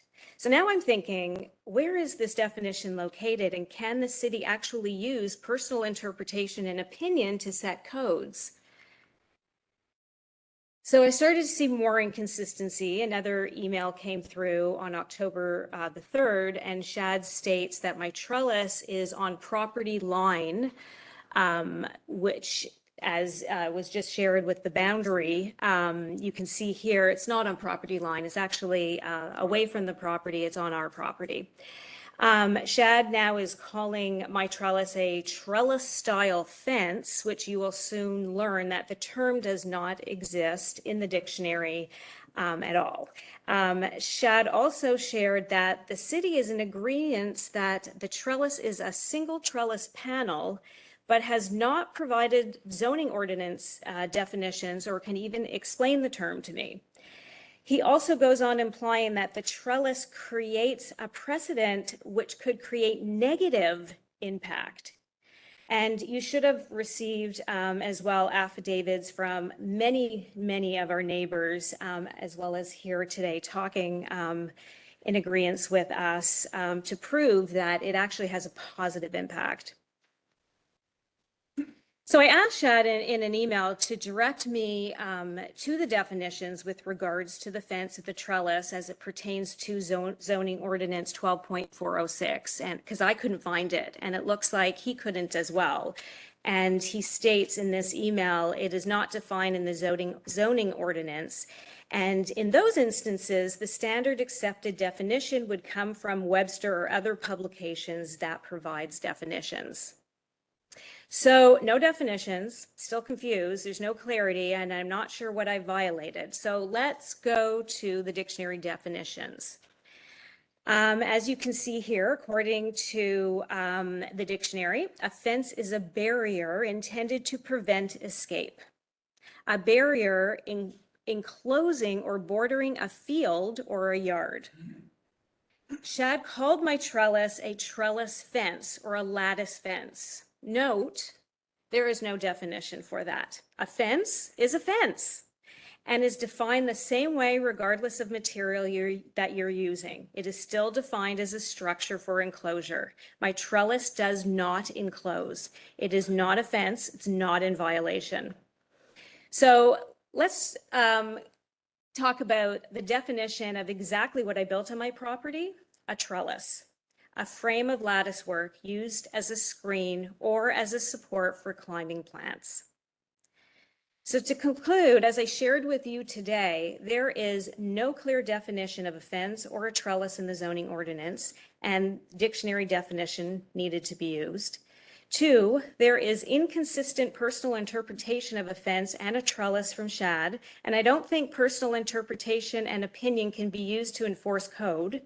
3, there is agreement and approval of my trellis by our community HOA to be used as a landscaping feature to assist in the growth of vines. 4, there is unanimous neighbors who submitted affidavits and emails voicing their positive thoughts and approval of our trellis. Contrary to Shad's statement, we will be creating a negative impact on the properties in Charlotte. 5, there is universal understanding of the definition of what a trellis is defined as, used as, and looks like from Pinterest, Home Depot, Lowe's, the contractor who built the trellis, and many other retailers that sell, build, and install trellises.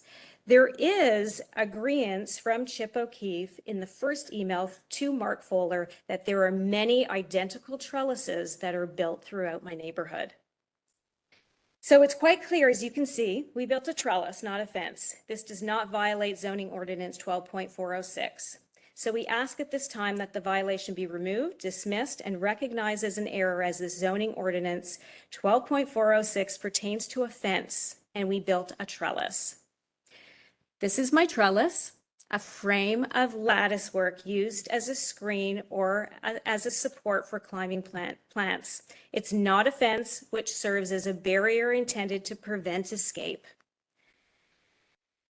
This is an approved trellis, actually right down the street from us. And this is what it will look like when our plants grow in that area. This is what is shown on Pinterest, Lowe's, Home Depot, Wayfair. This is what they refer to as trellises.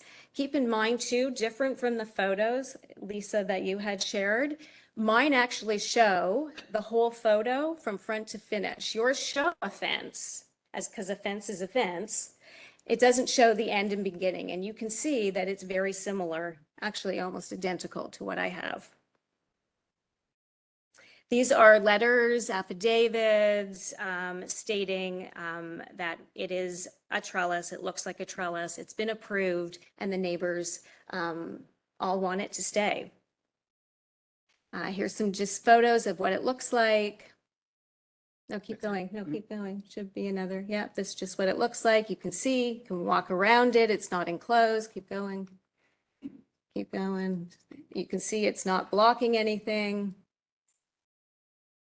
And this is a video that could maybe be played. It's basically our dogs escaped because it walked around the trellis because it's not a fence. Oh, okay. And then you're going to hear me talking. Sorry. So we were trying to get the dogs back because it doesn't obviously create a barrier. It's not a fence.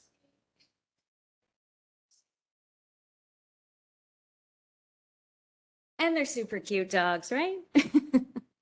And that's it. Thank you.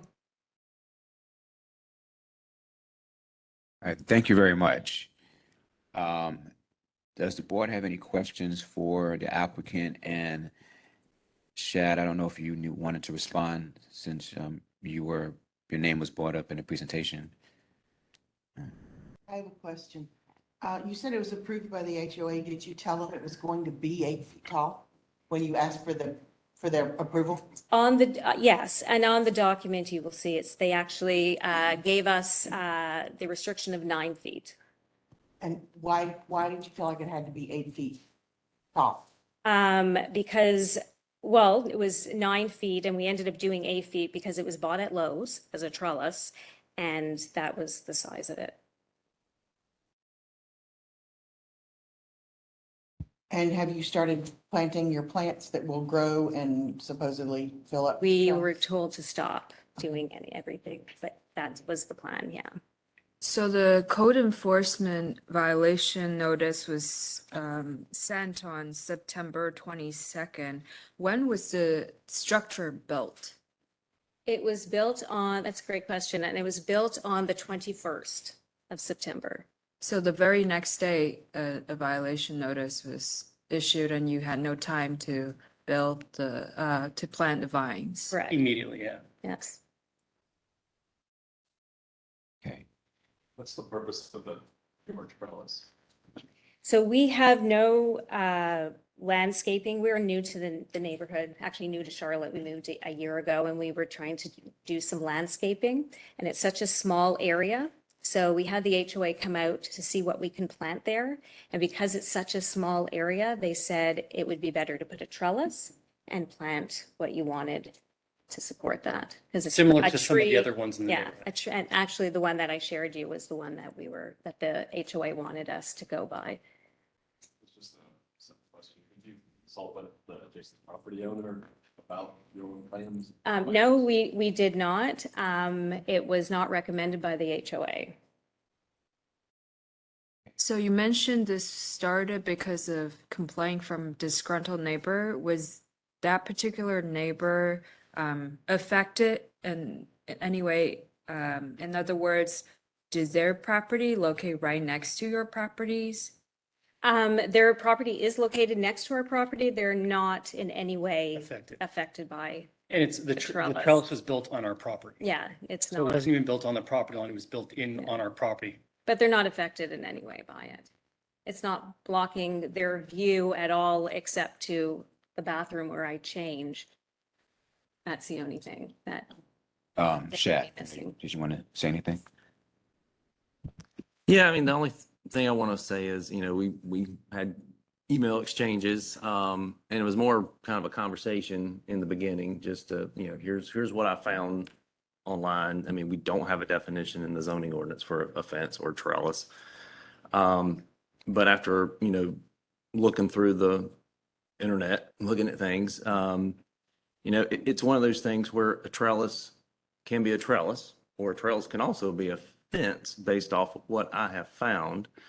And a fence doesn't necessarily have to be a boundary or a barrier, because folks, will put in a fence just along one property line, just to provide some screening, some privacy or whatever. So, it could just be bordering a yard rather than enclosing something. And then one of the main things that kind of stood out to me when I was looking through other definitions for a fence is that it's a vertical post connected with horizontal sections. And that was something that stood out to me. And so if it's a standalone type structure, I could, with just, two posts, that was like, okay, well, I can see that just being a single trellis, not a fence. But then once you start putting multiple panels together, then it becomes a fence. And then at what point, I mean, so if y'all do decide that it's just a trellis and not a fence, then the question is, at what point is it not a trellis? I mean, if it's 50 feet long, I mean, is it 2 panels, 3 panels? So that's why the interpretation was, since there's multiple horizontal panels, then it becomes a trellis style fence. It is lattice work that does allow for plants to grow. So it does have a trellis component, but with the multiple panels, in my opinion, in my interpretation, is that it then becomes a trellis style fence. Just have one question for the applicant. I'm just looking at the code section 12.4062, where it says that no fence shall be built higher than 6 feet above grade.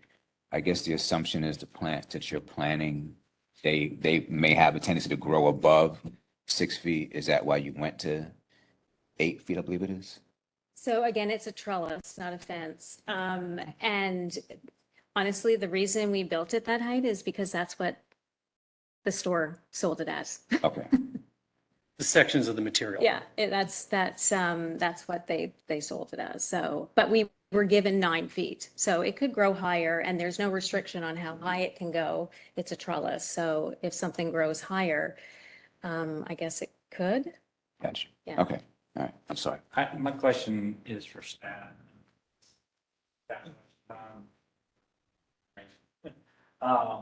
And this could be for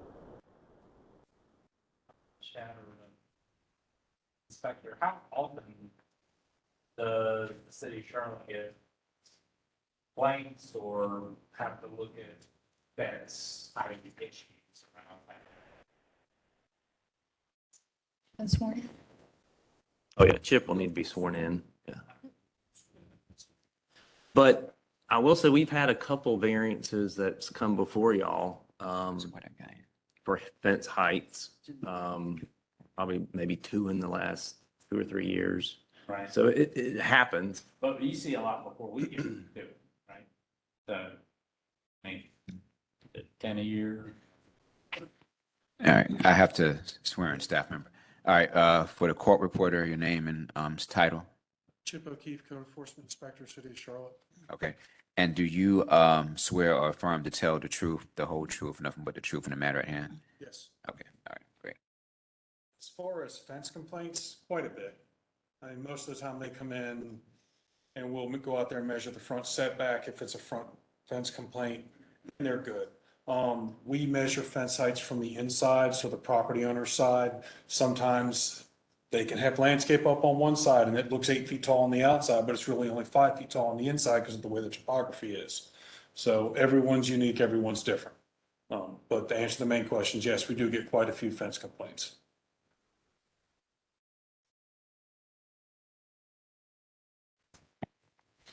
Great, thanks. Great. Any other questions for the applicant? Well, I just want to make sure I clarify this, that the reason that the fence is 8 feet tall is because that's what Lowe's offered you, or Home Depot, wherever you bought it. Did they offer you a 6-foot one? I didn't buy a fence from them. I Well, bought a all right, trellis. What you bought, Mhm. whatever you want to call it, Mhm. you bought it because that's what they sold, 8 feet. Did they sell a 6-foot one? You could cut it to whatever you want it to be. But the HOA approved my trellis as 9 feet. And so we made it 8 feet. Mhm. Okay, So, thank you.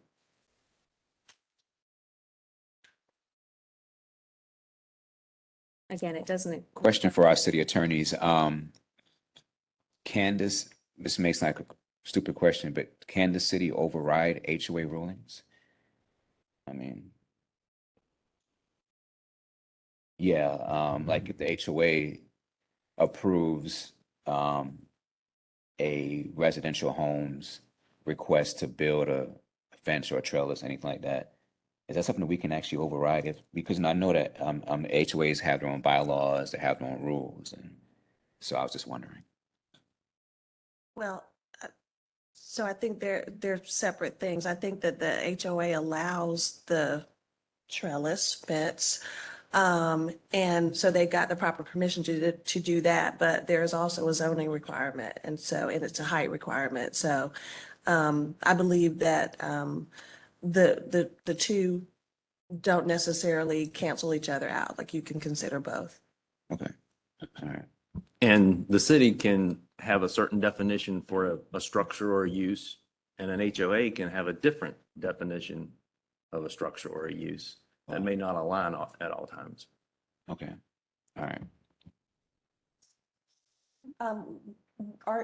Let me ask you, are you opposed to separating the, what would you call them? Panels? And if so, why? It's built. It's already been built and paid for, and approved.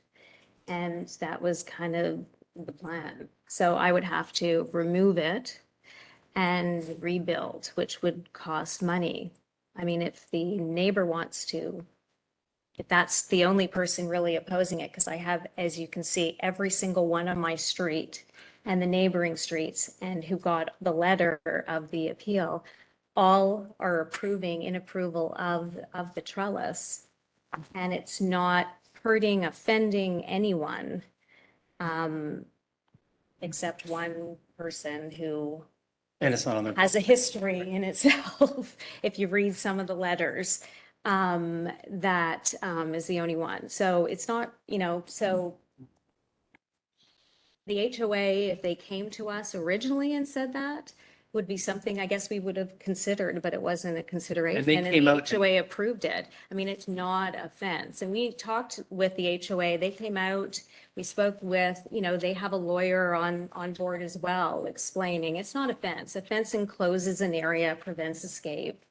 It's usually on the boundary, on the property line of which it's not. I mean, they came out and said, put it exactly here, from here to here, make sure it's over there. I mean, they were out very engaged in this project. And it was approved based on that. So, I mean, they were very, very shocked to hear of it. And it's like an entire neighborhood. I mean, I have to say, we've been here for a year, and the silver lining through all this, we got to meet amazing neighbors by just going around the neighborhood and talking to them and sharing with them their thoughts, their feelings, what was going on. And everyone came together. Look, I have them sitting here, some of them here. They've sent in numerous letters and emails to Terry, voicing their opinion. So. And approving it and saying that they like it. Yeah. So it's not causing any negative impact. I mean, it's not an enclosure. You see my dogs running around. I mean, unfortunately, the only deterrent would be for the neighbor that he can't see me in my bathroom changing, because that's the window that Otherwise, in front of. it's in front of his garage and there's nothing Yeah. else. So. Just an enclosure, but can also provide screening. Not according to the definition. I mean, Okay. right? I don't hear, it's probably on here again. The definition, right? Of the A barrier, railing, or other upright structure typically of wood or wire enclosing an area of ground to mark a boundary, control access, or prevent escape. It's not enclosing anything. It's just a trellis. And it's for the sole purpose of vines, which I was hoping that would already be growing, but we had to put everything on hold. I would just also state there are definitions that state rather than just enclosing something, it's for defining a border. There's also definitions that you. Well, can there try to is state. you can build on a border from one end to another that it encloses that area, becomes a fence if it's a solid masonry structure. I think, Well, this is your definition, the definition that's in, yeah.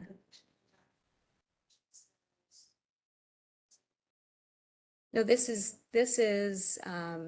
yours. This is from, this that you're reading here is not, here, my definition, yeah, sorry. That was the definition that Lisa presented, which is the same or similar to what my definition is as well.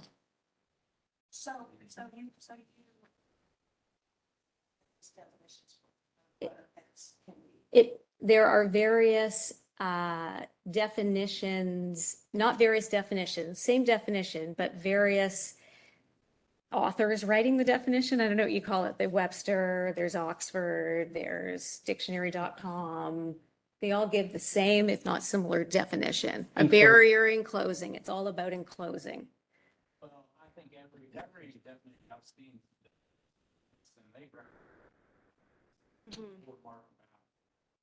Right, to mark a boundary, right? Yeah, but a boundary around something, or it's a boundary, but it's not taking up my whole property or that whole side of the property. As you can see, it's open. So it's not really creating a boundary that someone can't get around, or I'm trying to prevent around.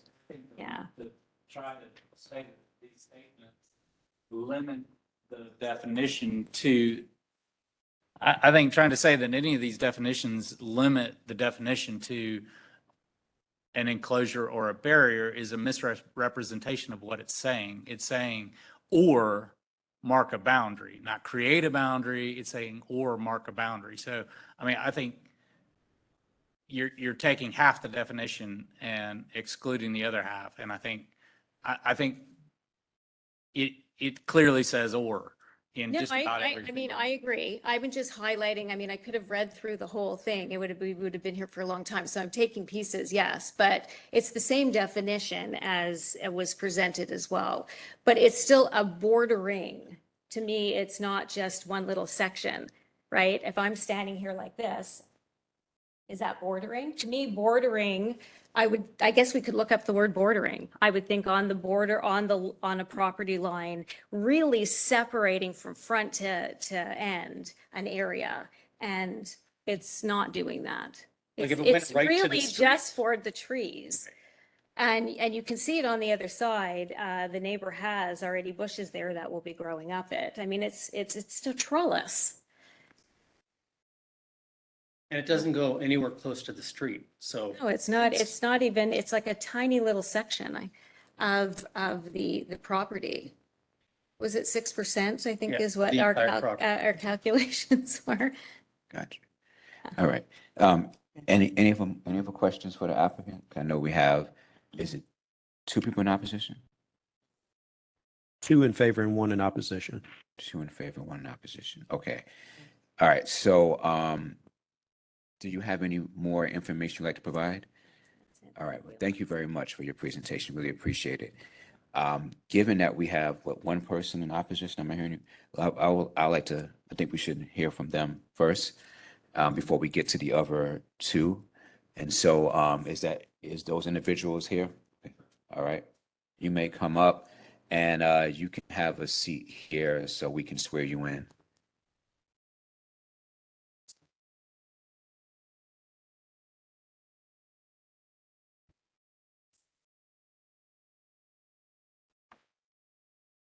Okay. So, good morning. I'm Dana Waterman. Okay. Okay to do that? I'm Dana Waterman. I live at 14838 Resolves Lane here in Charlotte. All right. Um, I have to swear you in before you give any testimony. Do you swear or affirm to tell the truth, the whole truth, and nothing but the truth at the matter at hand? Absolutely, yes. Okay. All right. Thank you. You may proceed with your presentation. And Candy, did you get his name? You got it. Okay.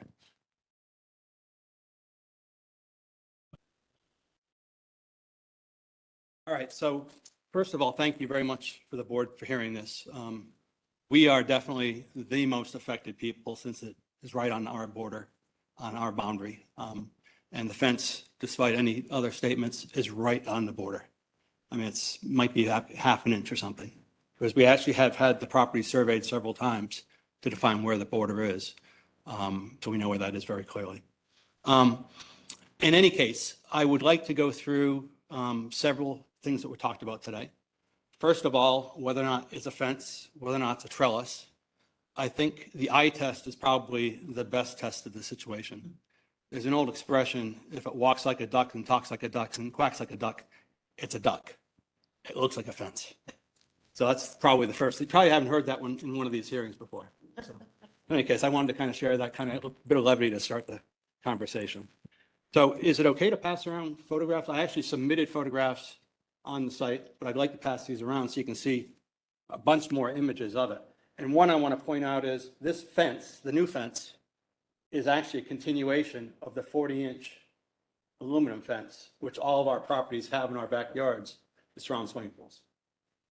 In fact, those are the only fences, for the most part, in Ballantyne Country Club, are the aluminum fences in our backyards that surround swimming pools and contain the backyards.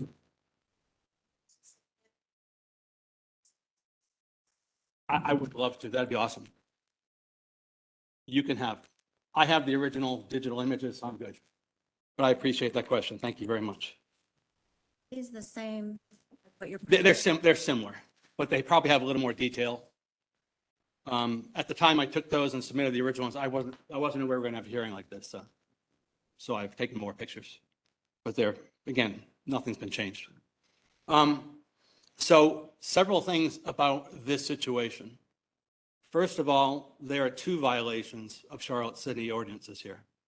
The first one is, the very first, is the city ordinance that a building permit is required for any fence that exceeds 6 feet.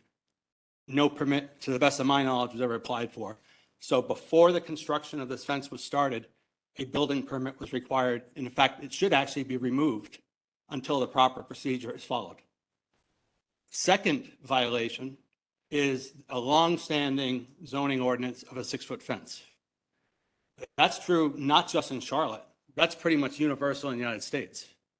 Fences over 6 feet are considered to be quite, detrimental to community values. valuation of properties. Fences over 6 feet are often considered to be deer fences or prison fences. So anything over 6 feet is actually termed, common term, prison fence. You're welcome to look it up, but it's any fence over 6 feet. The definition of fence, and you went through several of them, I'm going to read a bunch of them because I think it's relevant. A fence, and this is, let's see, I have a whole bunch of different ones. One from dictionary.com, a barrier bordering a field usually made of vertical posts connected with horizontal sections of sturdy material or materials as wood used to mark a boundary. This fence is clearly marking a boundary, and it definitely has sturdy posts. There are 6 4-inch by 4-inch posts, so the posts are very sturdy. It's connected at top and bottom by 2x4s, so it definitely meets the definition of fence according to have the posts and the horizontal structures supporting the fence. The 4 foot by 8 foot lattice panels that were used to construct this fence don't start at the bottom of the posts and don't end at the top of the fence. In fact, the measurement saying it's an 8-foot fence is actually incorrect. From the grade of the concrete driveway on each side, this fence exceeds 9 feet. So it's not an 8-foot fence, despite myths to the contrary. It's actually over 9 feet. And that's what's relevant here is the height above 6 feet. And the 6 feet measurement should be from the grade around the fence, which should be the concrete driveway on each side. That's what defines the grade. If, for example, a large berm was made with dirt, et cetera, that was 2 or 3 feet high, and then you put a 6-foot fence on top of it, the net effect is you have a 9-foot fence. So it should be measured from the grade of the concrete. The next measurement is from a bunch of legal definitions of fence on legal.com. It says fence means any structure used or functioning as a barrier. Fence means any structure erected at grade for the purpose of defining boundaries of property, separating open space, providing or acting as a visual or acoustic screen. Fence means a vertical barrier constructed to prevent visual intrusion. Fence means a barrier that wholly or partly screens from view, encloses or divides a yard, substantially marks the boundary between adjoining land. I think you get the message that this is a fence. A fence is a barrier between 2 areas of land made of wood supported by posts. And by the way, I want to just highlight something here. If instead of using these 4 by 8 foot lattice panels, they instead had posts that had some kind of metal going across there, that would also be something they could use to grow vines. But that also would be aesthetically unappealing. Chain link fence, for example, could accomplish the same thing, and I'm sure that would not be something you'd like either. And Mr. Hamid, you asked a question earlier about what is the rule and could this kind of lattice be installed at the front of somebody's property? If there are no limitations on height, someone could actually, and if you folks think this is not a fence, then our neighbors could in fact install a 10-foot lattice across the front of their yard. I don't think that's what Charlotte zoning is all about. I think the Charlotte zoning of a 6-foot limitation has been a long-standing requirement that should be continued here and enforced. Again, another definition, a structure that divides 2 areas of land made of wood and supported with posts. There are many, many articles about trellises and fences. Typically, the requirement for the trellis is that it's always included in the maximum height laws for fence. So although your rules don't currently apply, that is how the legal guidelines apply, is a trellis is always included in the maximum height laws for fence. I'm happy to submit these too as well if you wish.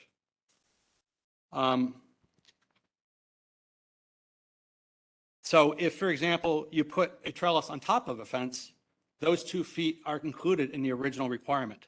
So if you put 2 additional feet on top of a fence, it can be considered to be intimidating and restrictive to go from a 6-foot privacy fence to an 8-foot fence around your house. Many people who make the switch, characterize their backyard as a prison yard. I don't think we want that in this neighborhood, in Charlotte for that matter. There's also, as you look at the pictures, a severe contrast between the aluminum fence that's 40 inches high to surround swimming pools and a 9+ foot trellis fence, which I disagree with entirely. They should not be using contrasting materials. Frankly, it looks horrible from an aesthetics point of view. And by the way, any notation about the HOA, I'm reserving all my rights about litigation with the HOA. Frankly, they have made some serious errors in this situation. And so how do you measure a fence height? The correct technique to measure is from the final grade at the base where the posts are embedded to the highest point of the wood structure. And again, it goes all the way up there. It includes the height of the pickets and any other features such as lattice or horizontal boards at the bottom of a post. Lattice fence. Maximum height regulations for fencing always include all accessories, meaning the little pediments on top there. And again, most cities and counties impose significant fees and fines. That means ripping down the fence, disposing of it, and rebuilding it according to the laws. Another definition that was included in the response this morning from the Zoning Board of Adjustment is a definition of lattice as light wooden or metal bars chiefly used as support for fruit trees or climbing plants. First of all, those plants have been there for 19 years. Gortzman's moved in 20 months ago. So those plants have been there for a long time and provided a fairly good visual screen between our houses until they chopped them up a bit. In any case, what they're proposing here with 4x4 posts does not meet the definition of lattice because it's not a light wooden structure. Lattices are normally applied up against houses, in gardens, and they tend to be small structures. That is not a trellis, even though they used a cross-patched lattice work or hatch pattern from either Home Depot, Lowe's, or wherever they bought it from. And again, just because they bought it in 4x8 foot panels doesn't make it right. That's a 40+ foot long fence. It really is an eyesore. It really creates a degradation of the value of my house. If I ever wanted to sell my house and had to look at that, that would degrade the value of my house, which is another part of the zoning board as well, is valuation of properties. That degrades the valuation of my property, despite anyone else saying anything else.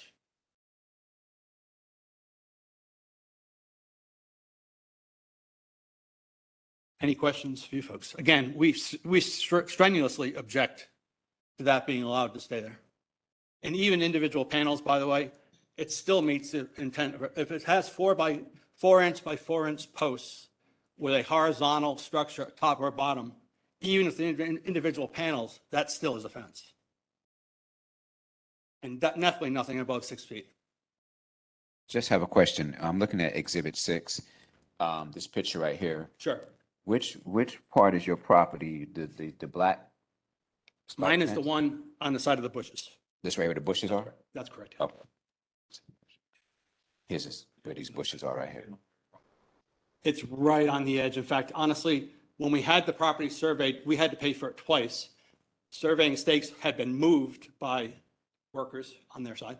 And so there is still a question of exactly where that property line is. But in any case, it is right at the very, very edge of the property. And who planted the bushes? My builder, when he built the house 19 years ago.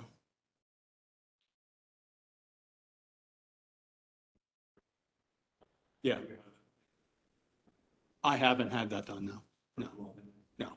It's pretty much a gut feel. If any one of you, for example, had a neighbor put a 9 or 10 foot fence next to you, I can't imagine any of you would be happy with that situation. And can't imagine any prospective buyer would be happy seeing it either. That's my own personal gut feel. And again, we certainly could get professional evaluation of that. But this is definitely not something that you see around very often. And despite a myth that this is common within Ballantyne Country Club, it's not. There's exactly one trellis that I was able to locate. It's approximately 1,000 yards away. It's 2 streets away in James Jack Lane. It's a 6 foot trellis, 6 foot. And it's not set right on the boundary of the property, it's set back. So there's only one of these kinds of trellises at all that I could find within 1,000 yards of our property, which is quite a ways, and it's not even on our street, or it's 2 streets or 3 streets away. And so that is just, does not exist there. Most fences in our neighborhood are the black aluminum fences that encompass backyards. Our HOA has become when we moved in here, we had to sign architectural guidelines for Ballantyne Country Club. And the current leadership of the HOA has basically disregarded everything in those architectural guidelines that we signed up to 19 years ago. So we were required, as a condition of buying property in Ballantyne Country Club, to sign up to those ACC guidelines. But unfortunately, they're not being enforced. And the feeling is they've just taken basically a hands-off approach.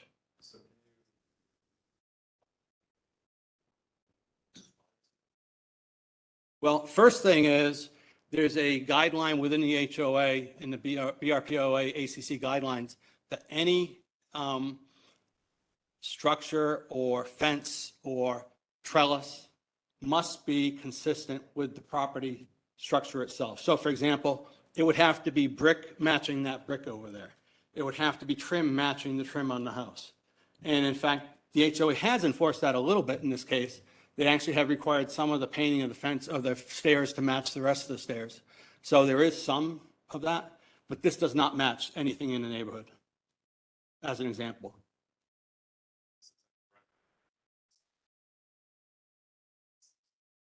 Yeah, architectural guidelines, yeah. But the fact that it is not a matching fence would be considered a violation. Again, the fact that you have an aluminum fence and then all of a sudden a 9.5-foot fence of wood, it doesn't match anything. I'm sorry?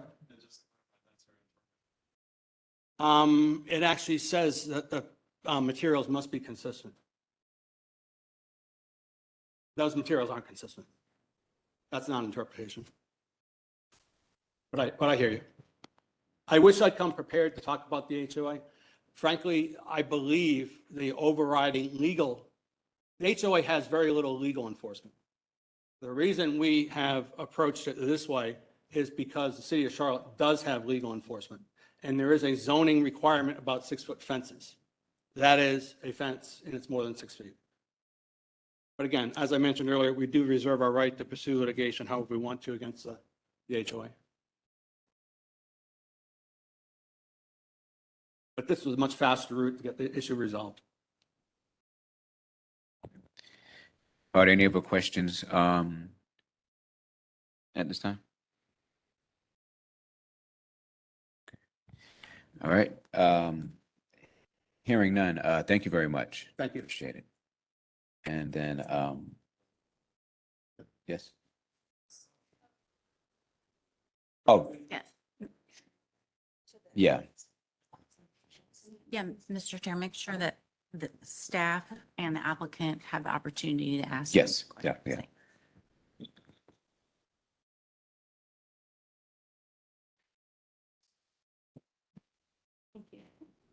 So I have a couple of questions. And I'm sure you have a couple of Mhm. questions. Is there any way I can see the photos that were submitted last minute?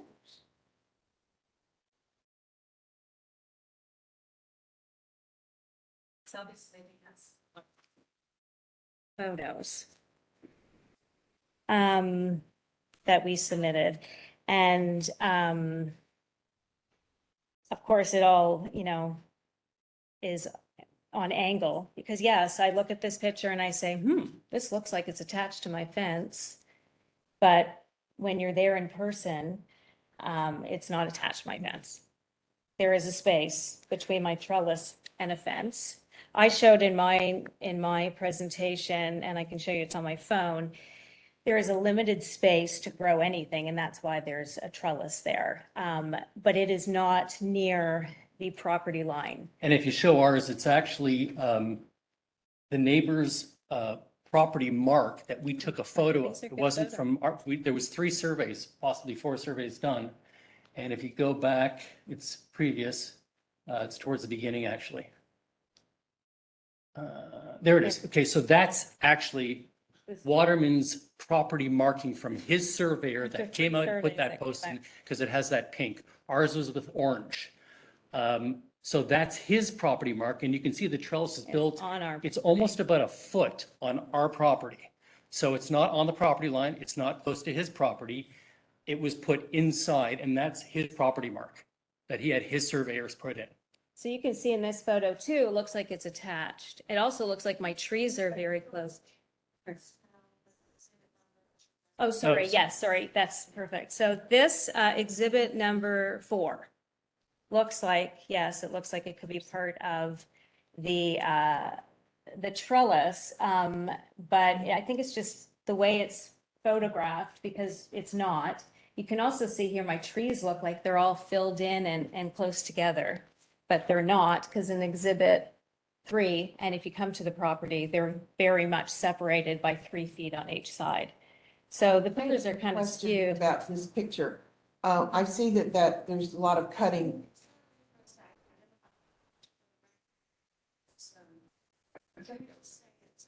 It's in her presentation. Chad Spencer. Okay, just so we'll know for the record what we're referencing. Well, I'm just curious, who did the cutting on those bushes? So he had the greenery. So we share that property. So it is shared according to the HOA. We did talk to the HOA, and we had asked many times for him to groom his bushes, because they were overgrown and half dead, would not comply. We went to the HOA and they said, you kind of share this area over here. So anything that comes onto your side, just trim down. So we actually had a gardener come and trim to make sure it wouldn't hurt the bushes. And keep in mind, those bushes after there's other bushes like that in the area that are 19 years old, and they're 25 feet tall. Yeah. So they are full size like trees, that type of bush. So But, we did have a gardener, like a professional, to come in and trim them so that, you know. and when the they HOA would came not be out, hurt. they saw that there's so much limited area of earth that we could do anything. We can't plant any trees, it's impossible. You can't really plant a bush. So they had recommended put up a trellis. Yeah. Just a quick question. The property line is kind of hard for me to tell. Is it kind of coming at the trellis at an angle, or is it running across? Straight. It's straight. I think. Straight. That's straight. Okay, just couldn't really tell. All right. So you mentioned the HOA recommended you put a trellis. Yes. Do you have any exhibit? I don't know if it's in I don't Letter? think so. It's in the letter.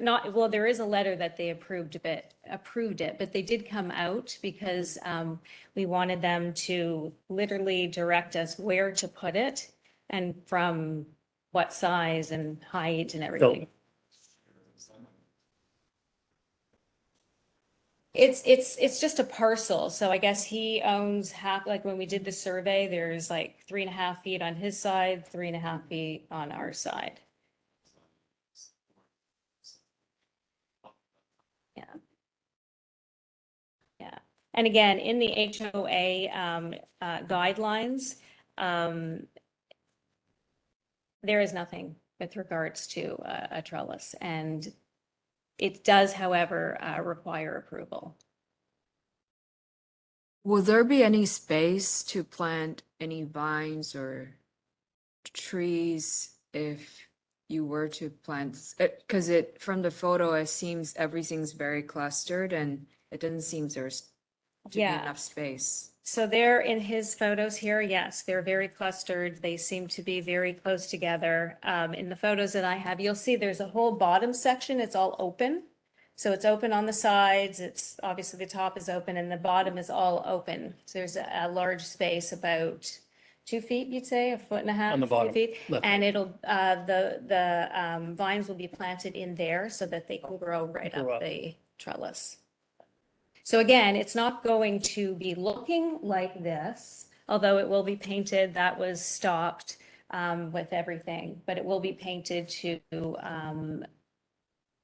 based on the HOA recommendations. And it will, you won't see the wood structure because it will be covered in vines. So I have one question. It looks like here from the HOA, the second bullet point, which talks about the homeowner responsible for compliance with local, state, or federal ordinance regulations. Were you aware of that before the violation happened? Like, because just looking at the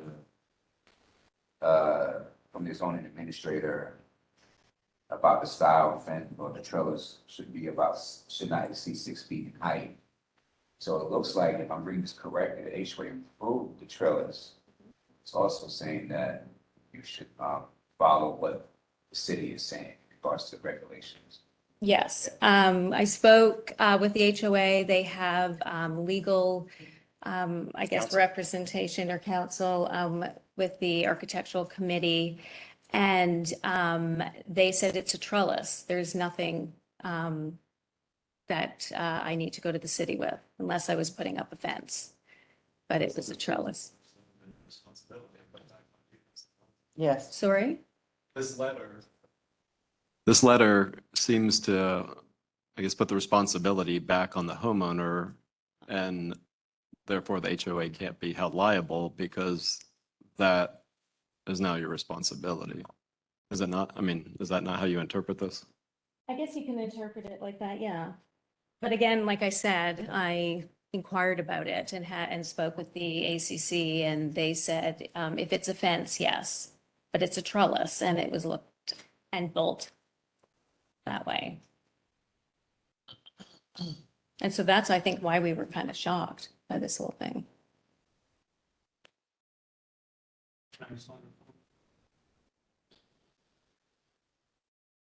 I'm sorry. Yeah, come back to the Yeah, podium, please. Spot there. So can you pull that letter down so you can see the date of the letter, please? A little bit better.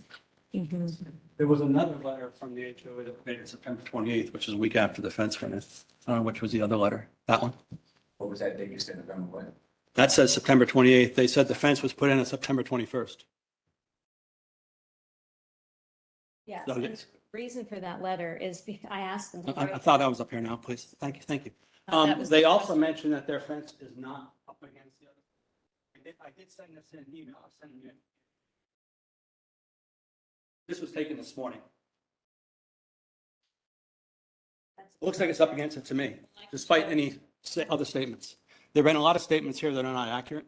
Anyone who would say that we haven't maintained our property, I put over $200,000 of incremental investment in the backyard, in the side yard, in my front yard over the last year and a half, 2 years during COVID. To say I don't maintain my bushes is crazy. As Mr. Gortzman said, these bushes can grow to be 10, 20 feet high. Why aren't mine 10 or 20 feet high if I'm not maintaining my property? They butchered the heck out of my bushes. And it was their people that did that. They didn't have permission to do that. This will be, It's a whole different topic. this will be Exhibit 10.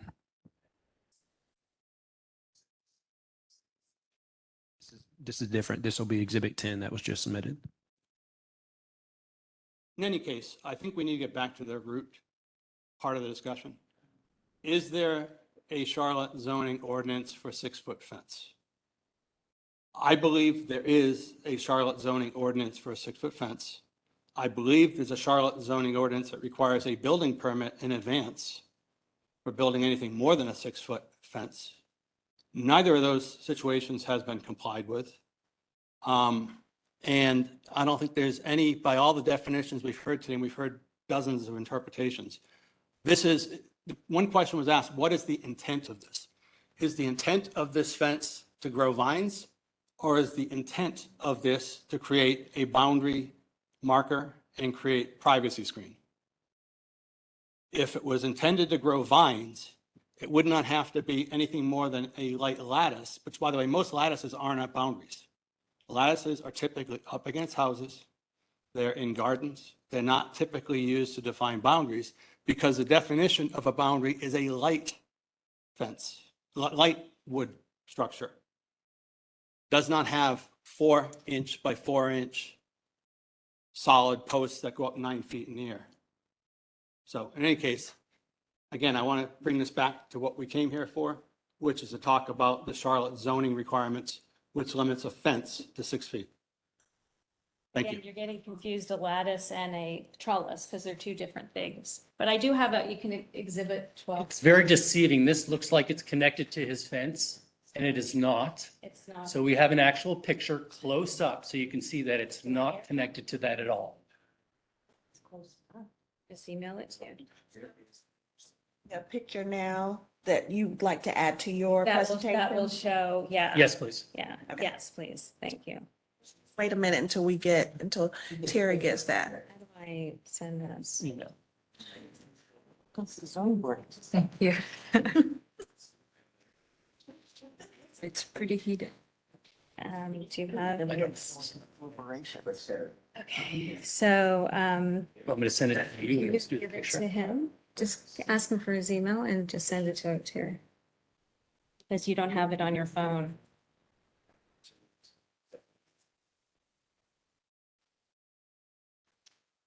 But a lattice is something different than a trellis.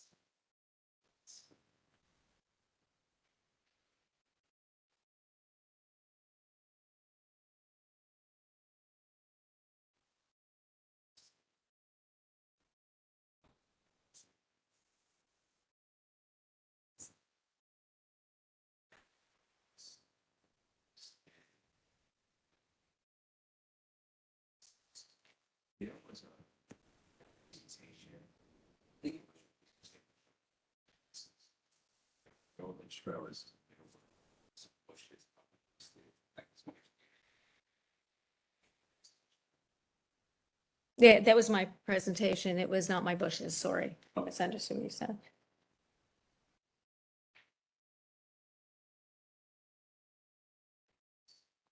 Yeah, that's, No, that's not my present. That's not, sorry, that's not my present. That's, that's yeah, ours. that's ours, yeah. But that's not our presentation. No.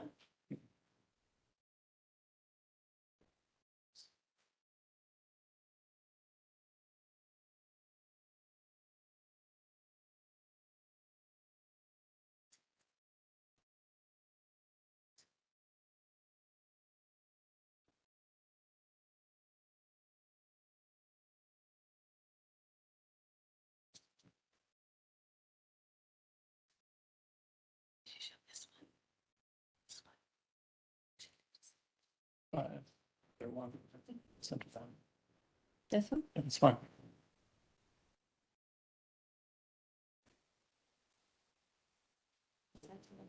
It's all important.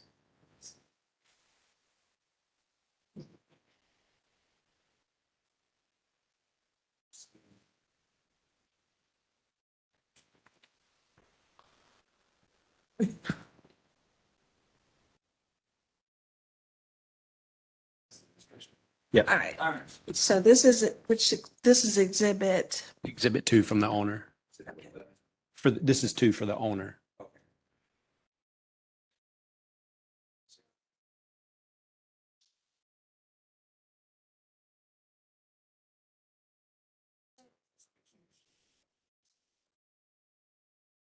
So I believe there was, I can't remember what the HOA had said, was 5-6 inches separation from the fence, not attached to the fence. It's not part of the fence. It's not supposed to be a fence.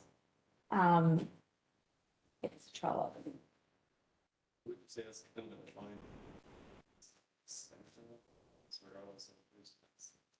Sorry? Sorry about that. So in this picture, would you not kind of interpret that the trellis is an extension of the boundary defining characteristics of the aluminum fence? No, No. and it's not even up against to where that boundary could have been. No, I just needed to plant vines.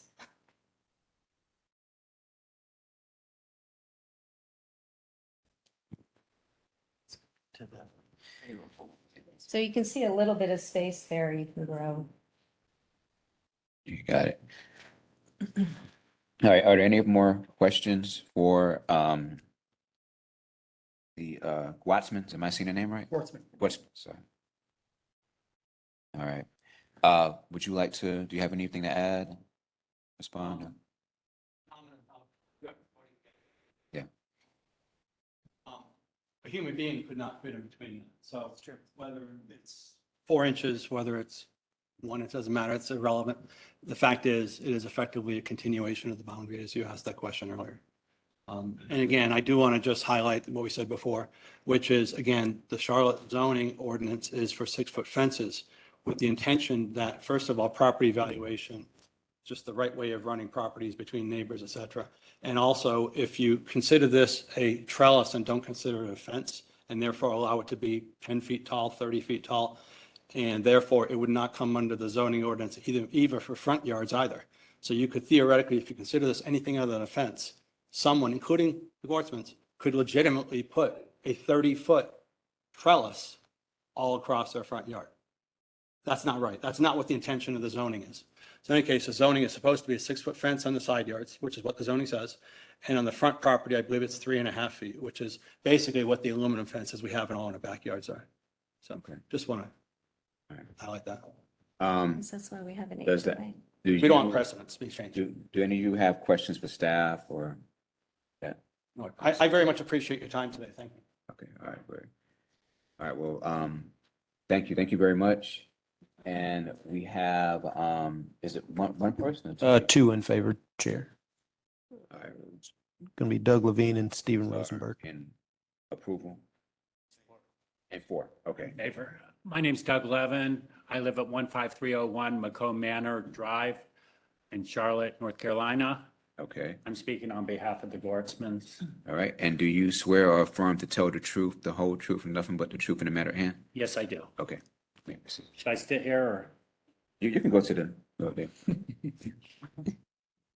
First, I just want to address that the homeowners association in our neighborhood I live in Valentine Country Club, is very serious. They do take everything extremely seriously. I've seen them sue people to tear out their entire backyards when they didn't get permission. To say that they're light on people is not true. I think the main thing that was determined at this meeting today is there needs to be a barrier between these people.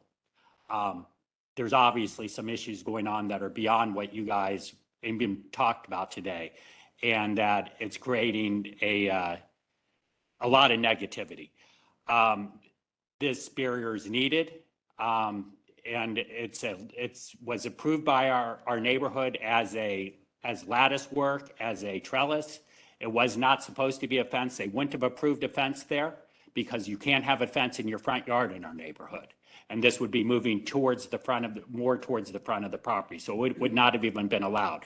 The neighborhood understood the difference between a trellis and a fence when they did this approval, and that they interpret this to be a trellis. Now, whether you guys interpret it to be a trellis or a fence, I could say I looked at Shad's first definition, and most definitions say it has to be enclosed.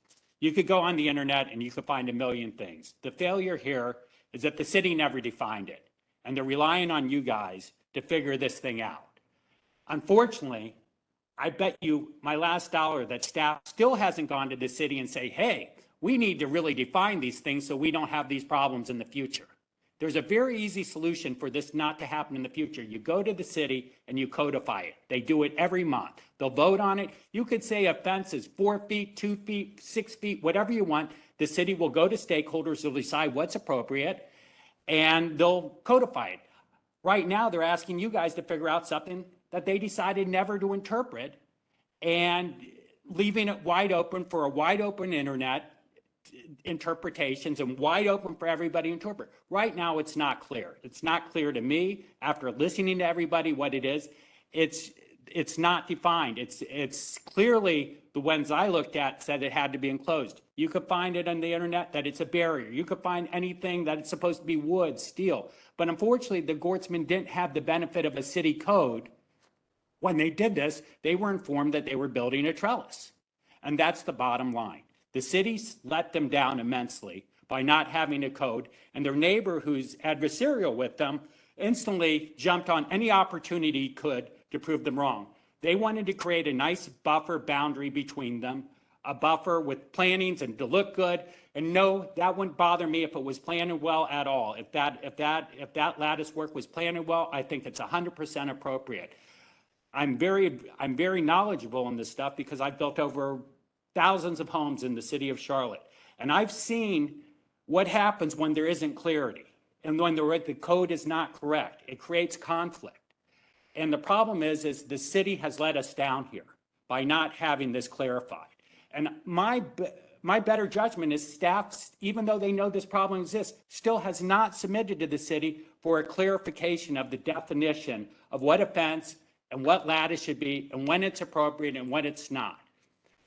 I feel it unfortunate because it's ambiguous to say the least. And generally when there's ambiguity, it rules in favor for the person who's been damaged more, which would be this case, the Gortzmans, because they spent the money and went through the process and tried to do everything correct to have this put up. And now they're getting slammed in the face and saying it's not right.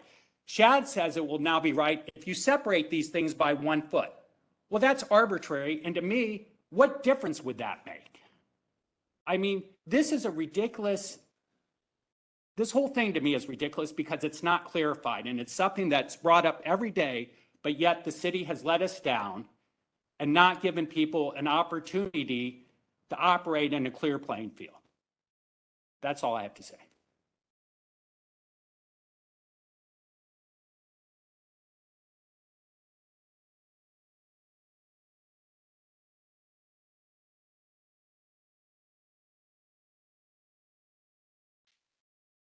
Can you please state your full name for the court reporter? Rosenberg. Okay. And do you swear or affirm to tell the truth, the whole truth, and nothing but the truth in the matter at hand? All right. Thank you very much. You may proceed. Oh, I'm sorry, sir. Could you give her your address? My apologies. 22 Resolves Lane, Charlotte. All right. My apologies. An interesting hour, hasn't it been? My name's Stephen Rosenberg. I live to the right of the subject property.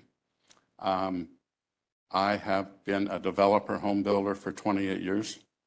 I wrote the HOA guidelines for Ballantyne Country Club. I chaired the Charlotte Housing Authority Development Committee. I have spent 6 years on the Charlotte Planning Commission, including 3 years as chair. I currently serve on the North Carolina Board of Transportation. Just for context, I have great respect for staff. I've worked with them my entire life. I think the questions from the board today were excellent, informative, perceptive. The issue to me is very simple. Is it a fence or is it a trellis? The zoning ordinances can't cover everything, I learned, having done this for 28 years. There has to be interpretation. And I think what we as a community, Ballantyne Homeowners Association, we as a community, the city of Charlotte, would look to what's people's understanding, knowledge, and belief. And as a professional, I regard this as a trellis. Whether it's 6 foot high, 20 foot high, the first issue is it's a trellis. And I think that would be certainly our community's interpretation, our homeowners' interpretation, and the city of Charlotte's interpretation generally. But I think it's excellent advice to get these things clarified so we don't get into these situations. Thank you. Thank you. Okay. Do we have anybody else, Terry? No further, Chair. Okay. All right. So this concludes the presentation of evidence in the appeals process. The board will now begin its deliberations. I just want to remind everybody that interested parties are not permitted to address the board during this portion of today's meeting. However, everyone is permitted to remain present and listen quietly to the board's discussion and vote. Just want to repeat that. So, yeah. Did you want to hear any closing statements before you? I mean, we could, I kind of feel like that they've given their closing statements unless you want to give a closing statement. Does the city want to Yeah. give a closing statement? I mean, I guess the only, we've already stated this, but I mean, it's one of those things where they can be both. I think it can be a trellis style fence, like we found when we did some research online and some of the photos that we indicated, and then based on the various definitions that we've seen, they do vary, but a lot of them do include where it just is to mark a boundary. And it doesn't have to confine things. And I will and this will not be used as for this case, but we have provided a definition in the UDO for a fence. So it will be effective June 1st. So that has been clarified. All right, my apologies about that. I just figured both sides pretty much stated their case to the point where I didn't think there was needed for a closing statement. But as I mentioned, the board is about to discuss and deliberate whether or not we will uphold the city's decision on this case. Again, you cannot ask us questions or make any statements while we're in deliberations. So at this point, we are in deliberations, and any board member is welcome to speak.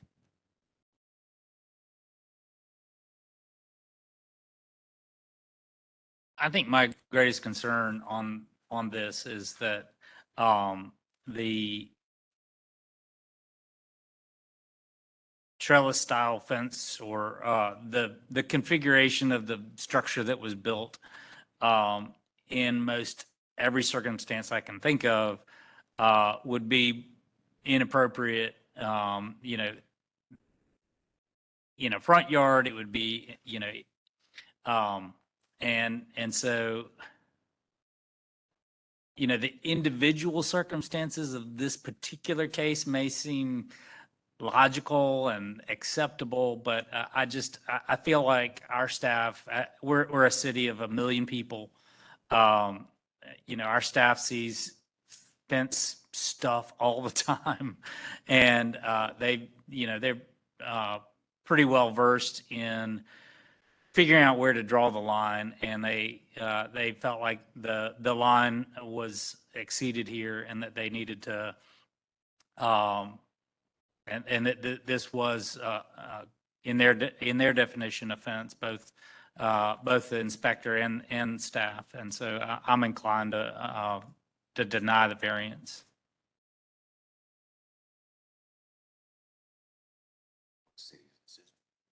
Yes, is that what I'm doing? That's what he said. That's right. The appeal. Just for clarification. Yeah, deny the appeal. Right. Okay, I got you. All right, Mr. Hamid.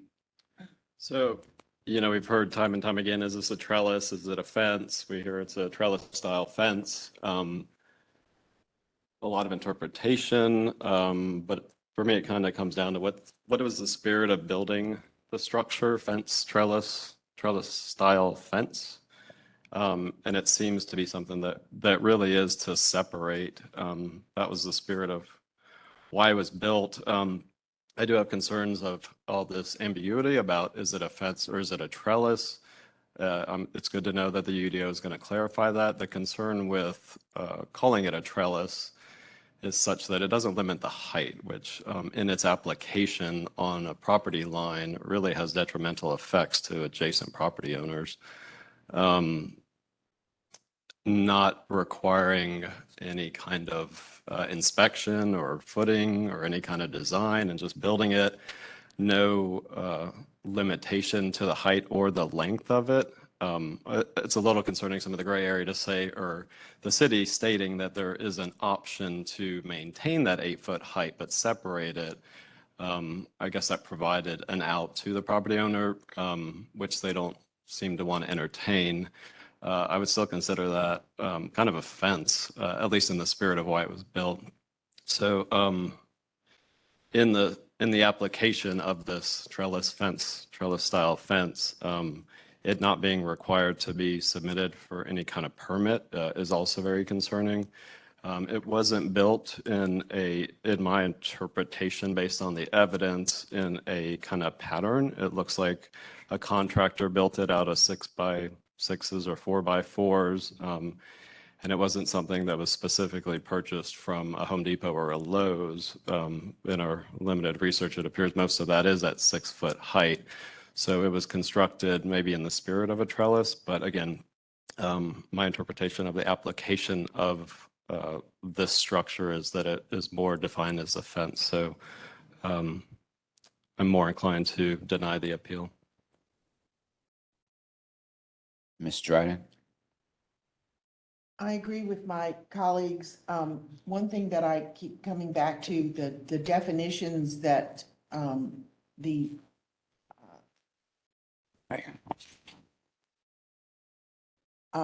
Gortzman provided. Should I do that? I guess. Got it. Sorry.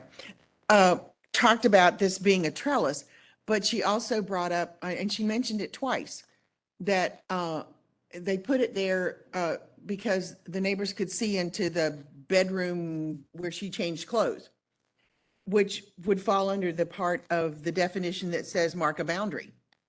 Because if you're trying to stop somebody from seeing into your house, that is a boundary. That's not just a trellis.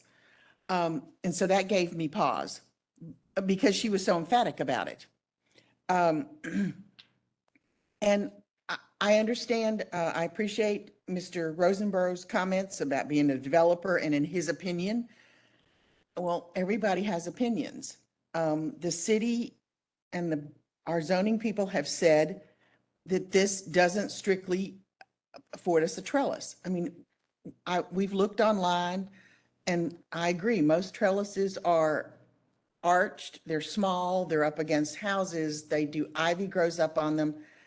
But I am inclined to believe that this is a barrier, whatever you want. You can call it a trellis, you can call it a fence, but it's a barrier between the two properties. And it's too tall. I wouldn't want personally, I would not want an 8-foot piece between my neighbor's house and mine, just because it's an eyesore. So I appreciate the parsing of definitions, but I come back to what the letter from the ACC guidelines and the HOA said. Ultimately, it's the homeowner's responsibility. And we hear it a lot. Well, my developer didn't tell me this, or my contractor didn't tell me this. And I appreciate that, but ultimately it is your responsibility to not just take the word of an association. You could have called the city, and yes, you try to get an example, but before you built it, instead of waiting till after you put it in and have a complaint. There were things that could have been done prior to this. So for all of these reasons, I too am inclined to agree that we, with the zoning administration on this issue. Okay, Ms. Sun? So from what I hear from both sides, it seems the intent of building this structure was to create some sort of barrier, since there seemed to be some animosities between the neighbors. Even though it can be used it does look like a trellis, it could be used as a trellis. I would say that I think it's still, I would be more inclined to support the Gortzman's statement. It could be used as a trellis, but it would be better if it could be a 6-foot one, because you mentioned it could be cut into a 6 feet, even though it is pre-bought from Home Depot or Lowe's at 8 feet. The contractor could do some extra work to cut it to 6 feet and make it so that it meets both sides' demands. I would still be, I would agree with my colleague in saying that right now, as it stands at 8 feet, it does not meet the standard, but if it, in some way, the contractor could rework it to make it 6 feet, it would make it work. Thank you very much. Well, I am in the minority here. I would move to approve the appeal because, one, just looking at the definition, it is a trellis. I was Googling it myself online during both presentations. And then the HOA approved the structure as a trellis. And even in the letter, when the HOA said that it's the homeowner's responsibility in regards to violations, regulations by the city, I think, in my opinion, the HOA was saying that in the case, if there is any regulations for a trellis, and I think that's what they were trying to say. Even if we were to, and I don't know, we don't have the ability to do this, but even if the applicant were to remove the trellis and cut it down to 6 feet, the applicant will then be contradicting themselves and saying that I have a fence and not a trellis, because the 6 feet regulation is for fences and not for a trellis. So in this case, when we vote, I'll be voting to approve the appeal. Again, it's, I think the applicant, as well as the applicant's their neighbors, did a good job of explaining the definition of a trellis, as also the opponent in this too made a really good case in their part. But I think it just comes down to the definition here. So that's my take.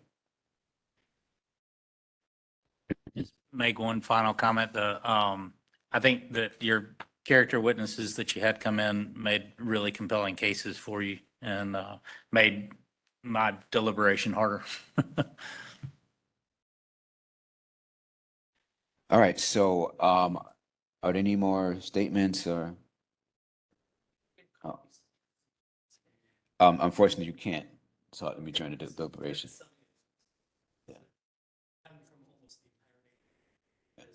Yeah.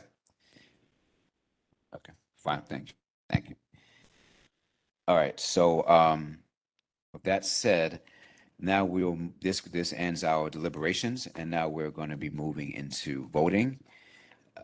Is there a motion on the floor to approve the appeal or deny the appeal? And stated, I'm sorry, city attorneys, did I say that correctly? Sure. If you could phrase the motion in terms of upholding the zoning administrator's decision or reversing the zoning administrator's Okay. decision, that would provide the best All right. clarity. Thanks. So is there a motion on the floor to uphold the zoning board administrator's decision, or to reverse the zoning board administrator's decision? Court moved to uphold. Okay. There's been a motion on the floor to uphold the zoning board administrator's decision. Is there a second? Second to uphold the zoning administrator's decision. Okay, there's been a second by Mr. Hamid, and the motion was made by Mr. Court. All right, so now we're going to a roll call vote. Mr. Hamid? Hamid, yes. Mr. Court? Court, yes. Ms. Dryden? Yes to upholding the zoning board administration decision. Ms. Sun? Son, to reverse. To reverse. Okay, so that would be No. a no. Okay. And Wilson is no to upholding the zoning board administrator's decision. So that gives us 3-2. Okay. So that means that the appeal has been denied. Correct. All right. Sorry, just for clarification, that the decision, the motion has passed, so the decision is being upheld. Yes, the motion is passed. The decision has been upheld. My apologies about that. Okay, so that concludes this appeal today. Oh, finding facts. My apologies. Appeal is a little bit different than regular cases, so given that the zoning board administrative decision was upheld, I don't think we need to make any changes to the finding and facts as conclusions of law. Am I correct on that, board members? Yes. Okay. So is there a motion to approve the finding facts and conclusions of law? Court move to approve. All right, is there a second? Dryden. Okay, there's been a motion to approve the finding facts and conclusions of law by Mr. Court and a second by Ms. Dryden. Now we're going to move into a roll call vote. Mrs. Dryden, Dryden, yes. Mrs. Sun, Sun, yes. Mr. Court, Court, yes. Mr. Hamid, Hamid, yes. Wilson, yes. Okay, so this concludes this appeal today. Thank you very much to the applicant and the homeowners as well for coming out. You are free to leave. Okay. Thank you. Thank you. Thank you very much.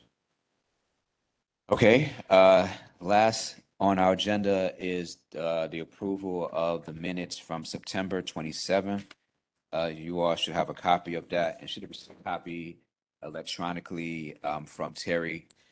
Are there any changes that need to be made to it? If not, would anyone like to make a motion to approve the minutes from September? Oh. I make a motion to approve. I didn't see any problems with it. Okay, there's a motion to approve the minutes from September by Mr. Dryden, by Mrs. Dryden, excuse me. Is there a second? Court, second. Okay, second by Mr. Court. Now we move to a roll call vote. Mr. Court, Court, yes. Mr. Hamid, Hamid, yes. Ms. Dryden, Yes. Ms. Sun, Sun, yes. Wilson, yes. Okay, that was the last thing on our agenda for today. Is there a motion to adjourn the November meeting? of the zoning Motion board of to adjustment? adjourn. All right, so move. All right, meeting is adjourned. Thank you very much.